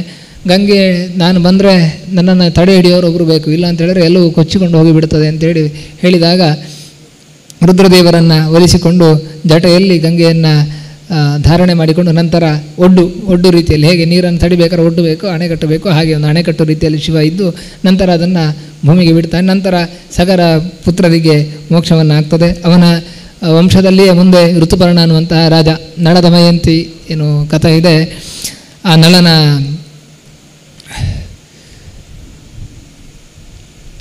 ಸ್ನೇಹಿತನಾಗಿರ್ತಾನೆ. ಅವನಿಗೆ ಅಶ್ವವಿದ್ಯೆಯನ್ನು ಅವನಿಂದ ಕಲಿತು ಇವನು ದ್ಯೂತವಿದ್ಯೆಯನ್ನು ಅವನಿಗೆ ನಳನಿಗೆ ಹೇಳಿಕೊಡ್ತಾನೆ. ಹೀಗೆ ಮುಂದೆ ಇದರಲ್ಲಿ ಬರುವಂಥದ್ದು ಅಶ್ಮಕ ಅಂತ ಹೇಳಿ, ಮತ್ತು ಇನ್ನೊಬ್ಬ ಅವನ ಮಗನಾಗಿ ಮೂಲಕ ಅಂಥೇಳಿ. ಇವನಿಗೆ ಇನ್ನೊಂದು ಹೆಸರು ನಾರಿ ಕವಚ ಅಂತೇಳಿ ಹೆಸರು ಇವನಿಗೆ. ಯಾಕೆ ಅಂತ ಹೇಳಿದ್ರೆ ಪರಶುರಾಮರು ದುಷ್ಟ ಕ್ಷತ್ರಿಯರನ್ನೆಲ್ಲೂ ಕೂಡ ಸಂಹಾರ ಮಾಡಬೇಕು ಅಂತ ಸಂಕಲ್ಪ ಮಾಡಿಕೊಂಡು ಸಂಹಾರ ಮಾಡ್ತಾ ಬರ್ತಿದ್ರು. ಹಾಗೆ ಪ್ರತಿ ಸಲ ಅರಮನೆಗೆ ಬಂದಾಗಲೂ ಕೂಡ ಇವನು ಮೂಲಕ ಏನಿದ್ದಾನೆ ಅವನು ಅಂತಃಪುರದ ಸ್ತ್ರೀಯರ ಮಧ್ಯದಲ್ಲಿ ಇರುತ್ತಿದ್ದ. ಸ್ತ್ರೀಯರೆಲ್ಲ ಅವನಿಗೆ ಕವಚವಾಗಿ ಸುತ್ತ ನಿಂತು ಬಿಡ್ತಿದ್ರು. ಪರಶುರಾಮರು ಬಂದಾಗ ಇಲ್ಲಿ ಯಾರು ರಾಜರಿಲ್ಲ, ಅಂದರೆ ಕುಮಾರರು ಯಾರಿಲ್ಲ, ಹೋಗಿ ಅಂತ ಪರಶುರಾಮರು ನಗಾಡ್ತಾ ಮುಂದೆ ಹೋಗ್ತಾರೆ. ಯಾಕಂದರೆ ಮುಂದೆ ಆ ಪರಂಪರೆ ಮುಂದುವರಿಬೇಕು ಅನ್ನೋ ದೃಷ್ಟಿಯಿಂದ ಪರಶುರಾಮರಿಗೆ ಗೊತ್ತಿದ್ದರೂ ಕೂಡ ನಗಾಡ್ತಾ ಕೇವಲ ಮಂದಸ್ಮಿತರಾಗಿ ಮುಂದುವರಿತಾರೆ. ಹಾಗೆ ಅವನಿಗೆ ನಾರಿ ಕವಚ, ನಾರಿಯರೇ ಕವಚವಾಗಿ ಇದ್ದದರಿಂದ ಅವನಿಗೆ ನಾರಿ ಕವಚ ಅಂತ ಇನ್ನೊಂದು ಹೆಸರು. ಇನ್ನು ವಂಶದಲ್ಲಿ ಖಟ್ವಾಂಗ ಅನ್ನುವಂತಹ ಋಷಿ ಕೊನೆ ತನಗೆ ಇನ್ನೊಂದು ಕ್ಷಣಕಾಲ ಮಾತ್ರ ಜೀವ ಇರುವಂಥದ್ದು, ಅಂದರೆ ನಾನು ಬದುಕುವಂಥದ್ದು ತಿಳಿದುಕೊಂಡು ಆ ಕೊನೆಯ ಗಳಿಗೆಯಲ್ಲೇ ಭಗವಂತನ ಆರಾಧನೆ ಸಾಧನೆಯನ್ನು ಚಿಂತನೆ ಮಾಡಿಕೊಂಡು ಭಗವಂತನ ಅಪರೋಕ್ಷವನ್ನು ಪಡೆದುಕೊಂಡು ಭಗವಂತನ ಅನುಗ್ರಹವನ್ನು ಪಡಿತಾನೆ. ಅಂತಹ ದೊಡ್ಡ ಯೋಗಿ. ಅವರ ಮುಂದೆ ಹೀಗೆ ದೀರ್ಘಬಾಹು ಮುಂತಾದ ರಾಜರು ಬರ್ತಾರೆ. ಅವರ ಮಗನಾಗಿ ಅಜ ದಶರಥನ ಮಕ್ಕಳಾಗಿ ಭಗವಂತನೇ ರಾಮನಾಗಿ, ಲಕ್ಷ್ಮಣ ಭರತ ಶತ್ರುಘ್ನರು, ಭಗವಂತನ 4 ರೂಪಗಳು ವಿಶೇಷವಾಗಿ ಭಗವಂತ ಸಾಕ್ಷಾತ್ ವಾಸುದೇವನ ಅವತಾರ. ಮುಂದೆ ಸಂಕರ್ಷಣ ಪ್ರದ್ಯುಮ್ನ ಅನಿರುದ್ಧರ ಅಂಶ ಲಕ್ಷ್ಮಣ ಭರತ ಶತ್ರುಘ್ನರಲ್ಲಿ. ಹೀಗೆ ಅವರ 4 ಜನರ ಅವತಾರವಾಗ್ತದೆ. ಆ ಮೂಲಕ ರಾಮನ ಕತೆ ರಾಮಾಯಣ ಪ್ರಾರಂಭವಾಗ್ತದೆ. ರಾಮಾಯಣವನ್ನು ಸಂಕ್ಷಿಪ್ತವಾಗಿ ಉಲ್ಲೇಖ ಮಾಡ್ತಾರೆ ಈ ಸ್ಕಂದದಲ್ಲಿ. ಭಗವಂತ ಶ್ರೀರಾಮನಾಗಿ ಅವತರಿಸಿ ಬಾಲ್ಯಾವಸ್ಥೆಯಲ್ಲಿ ಏನೆಲ್ಲ ಅಧ್ಯಯನ ಮಾಡಬೇಕು ಅದನ್ನೆಲ್ಲ ಮಾಡಿ ವಿಶ್ವಾಮಿತ್ರ ಆಶ್ರಮಕ್ಕೆ ಹೋಗಿ ಅಲ್ಲಿ ಹೋಗುವ ದಾರಿಯಲ್ಲಿ ದುಷ್ಟಿಯಾದಂತಹ ತಟಕೆಯನ್ನು ಸಂಹಾರ ಮಾಡಿ, ನಂತರ ವಿಶ್ವಾಮಿತ್ರ ಯಜ್ಞ ರಕ್ಷಣೆಯನ್ನು ಮಾಡಿ ಕರದೂಷಣರ ಸಂಹಾರ ಮಾಡಿ, ನಂತರ ಸೀತೆಯ ವಿವಾಹವಾಗಿ, ನಂತರ ಪಟ್ಟಾಭಿಷೇಕ ಅನ್ನುವ ಸಂದರ್ಭದಲ್ಲಿ ಅದನ್ನು ತಂದೆಯ ಆಜ್ಞೆಯಂತೆ ಅದನ್ನು ಬಿಟ್ಟು ಕಾಡಿಗೆ ಹೋಗಿ ಕಾಡಿನಲ್ಲಿ ಎಲ್ಲ ಋಷಿಗಳನ್ನು ಅನುಗ್ರಹಿಸಿ ಶಬರಿಯನ್ನು ಅನುಗ್ರಹಿಸಿ, ನಂತರ ಸೀತಾಪಹರಣದ ನಂತರ ಎಲ್ಲವೂ ನಾಟಕವೇ ಮುಂದೆ ಎಲ್ಲವೂ ಕೂಡ. ರಾಮ ಸೀತೆ ಅಪಹರಣ ಮಾಡಿದಾಗಲೂ ಸೀತೆ ಇಲ್ಲ ಅಂಥೇಳಿ ದುಃಖ ಪಡ್ತಾ ಇರುವುದನ್ನು ಹೇಳ್ತಾರೆ. ಅವನು ಕೂಡ ಎಲ್ಲಿದ್ದಿ ಸೀತೆ ಅಂತ ಹೇಳಿಕೊಂಡು ಪ್ರತಿಯೊಂದು ಮರ ಗಿಡಗಳ ಹತ್ರ ಎಲ್ಲ ಕೇಳ್ತಾ ಇದ್ದಂತೆ, ಅಂದರೆ ಆ ಒಂದು ಶೋಕವನ್ನು ವ್ಯಕ್ತಪಡಿಸ್ತಾ ಇದ್ದಂತೆ. ಹೀಗೆ ಸೀತಾಪಹರಣ. ಮುಂದೆ ಕಪಿಗಳ ಸಹಾಯದಿಂದ ಹನುಮಂತ ಕಪಿಗಳ ಸಹಾಯದಿಂದ ರಾವಣನ ಲಂಕೆಗೆ ಮುತ್ತಿಗೆ ಹಾಕಿ ರಾವಣನ ಸಂಹಾರ, ಕೊನೆಗೆ ವಿಭೀಷಣನಿಗೆ ಪಟ್ಟಾಭಿಷೇಕ. ಇಲ್ಲೆಲ್ಲವೂ ಕೂಡ ಭಗವಂತ ಯಾಕೆ ಈ ರೀತಿಯಾಗಿ ನಡೆದುಕೊಂಡ ಅಂತ. ನಂತರ ಸೀತೆ ತಾನು ಯಾವುದೇ ದೋಷ ರಹಿತಳವನ್ನು ತೋರಿಸೋಕ್ಕೋಸ್ಕರ ಅಗ್ನಿಯಲ್ಲಿ ತನ್ನ ಅಗ್ನಿ ಪ್ರವೇಶ ಮಾಡಿರುವಂಥದ್ದು, ಪುನಃ ತಾನು ಶುದ್ಧಳನ್ನು ತೋರಿಕೊಂಡು ಬರುವುದು. ನಂತರ ಬಂದು ಪಟ್ಟಾಭಿಷೇಕದ ನಂತರ ಜನಾಪವಾದದ ಭೀತಿಯಿಂದ ಸೀತೆಯ ಪರಿತ್ಯಾಗ, ನಂತರ ವಾಲ್ಮೀಕಿ ಆಶ್ರಮದಲ್ಲಿ ಲವಕುಶರ ಜನನ, ಕುಶಲವರ ಜನನ, ಮುಂದೆ ಅವರ ಪರಂಪರೆ. ಇದಿಷ್ಟು ನಡೀತದೆ. ಇಲ್ಲಿ ಭಗವಂತನ ಅನೇಕ ರೀತಿಯಲ್ಲಿ ಸಂಶಯ ಬರ್ತದೆ. ಸೀತೆಯನ್ನು ಪರಿತ್ಯಾಗ ಮಾಡಿದ್ದಾಗ್ಬೋದು, ಮತ್ತು ರಾಮ ಈ ರೀತಿಯಾಗಿ ಕಪಿಗಳ ಸಹಾಯವನ್ನು ಪಡೆದುಕೊಂಡು ರಾವಣನ ಗೆದ್ದ. ಅಂದರೆ ಸಹಾಯ ಬೇಕಾಯಿತು ಅವನಿಗೆ, ಅವನೊಬ್ಬನೇ ಇದ್ದರೆ ಮಾಡೋಕ್ಕಾಗ್ತಿರ್ಲಿಲ್ಲ.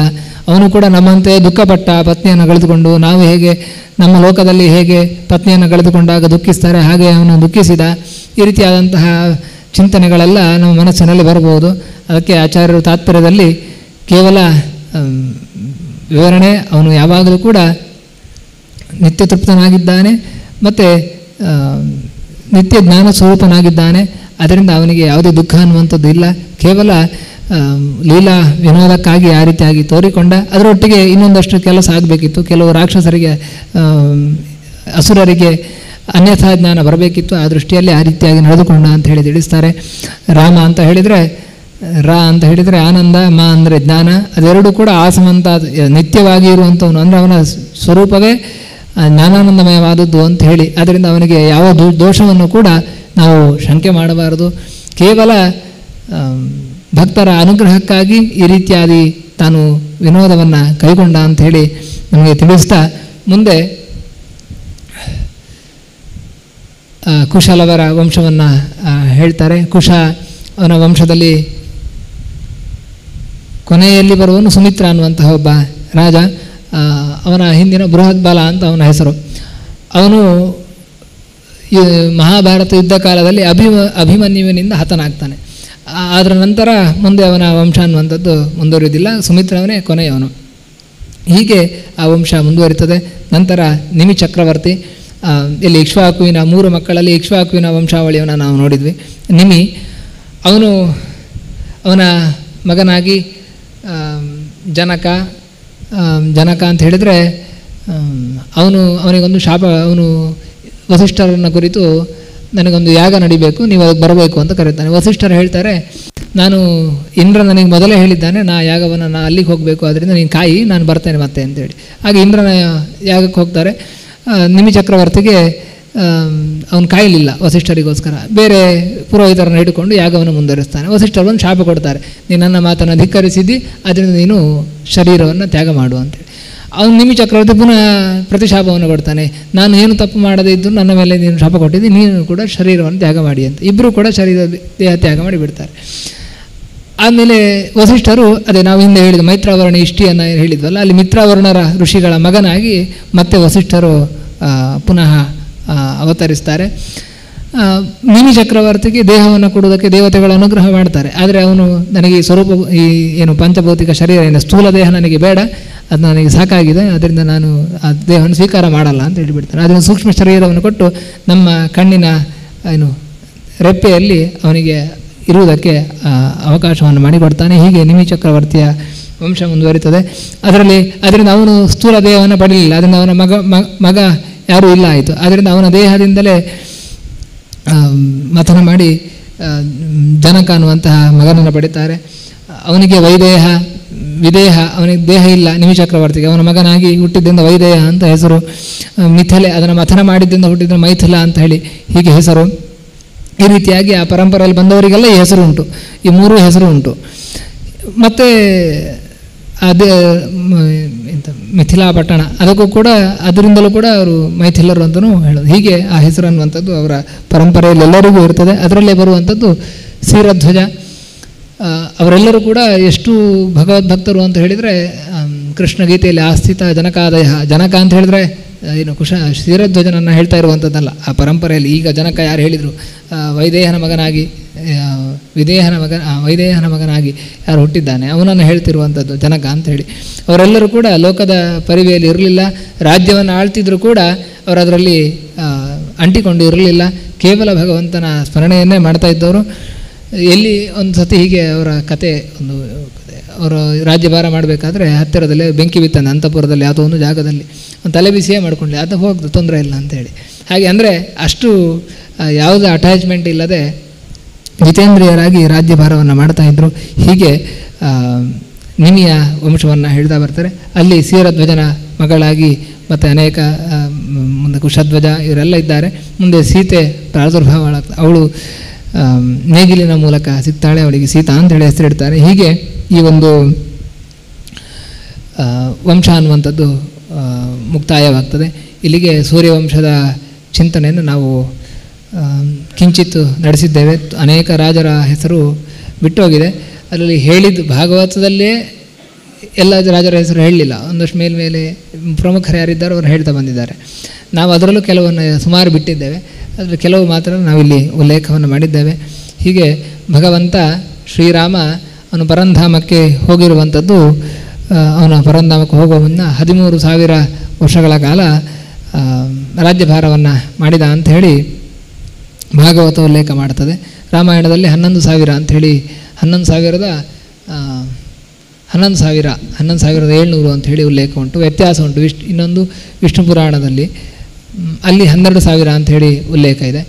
ಈ ಒಂದು ಬೇರೆ ಬೇರೆ ಪುರಾಣಗಳಲ್ಲಿ ಬೇರೆ ಬೇರೆ ರೀತಿಯಾಗಿ ವ್ಯತ್ಯಾಸ ಅನ್ನುವಂಥದ್ದು ಕಾಣ್ತದೆ. ಅದರಿಂದ ಯಾವುದು ಸರಿ ಅಂಥೇಳಿ ಹೇಳಬೇಕಾದ್ರೆ ಅದಕ್ಕೆ ಆಚಾರ್ಯರ ತಾತ್ಪರ್ಯದಲ್ಲಿ ನಕ್ಷತ್ರ ಸಂವತ್ಸರದ ಪ್ರಕಾರ 13,000 ಅಂತೇಳಿ ಹೇಳಿರುವಂಥದ್ದು ಭಾಗವತ.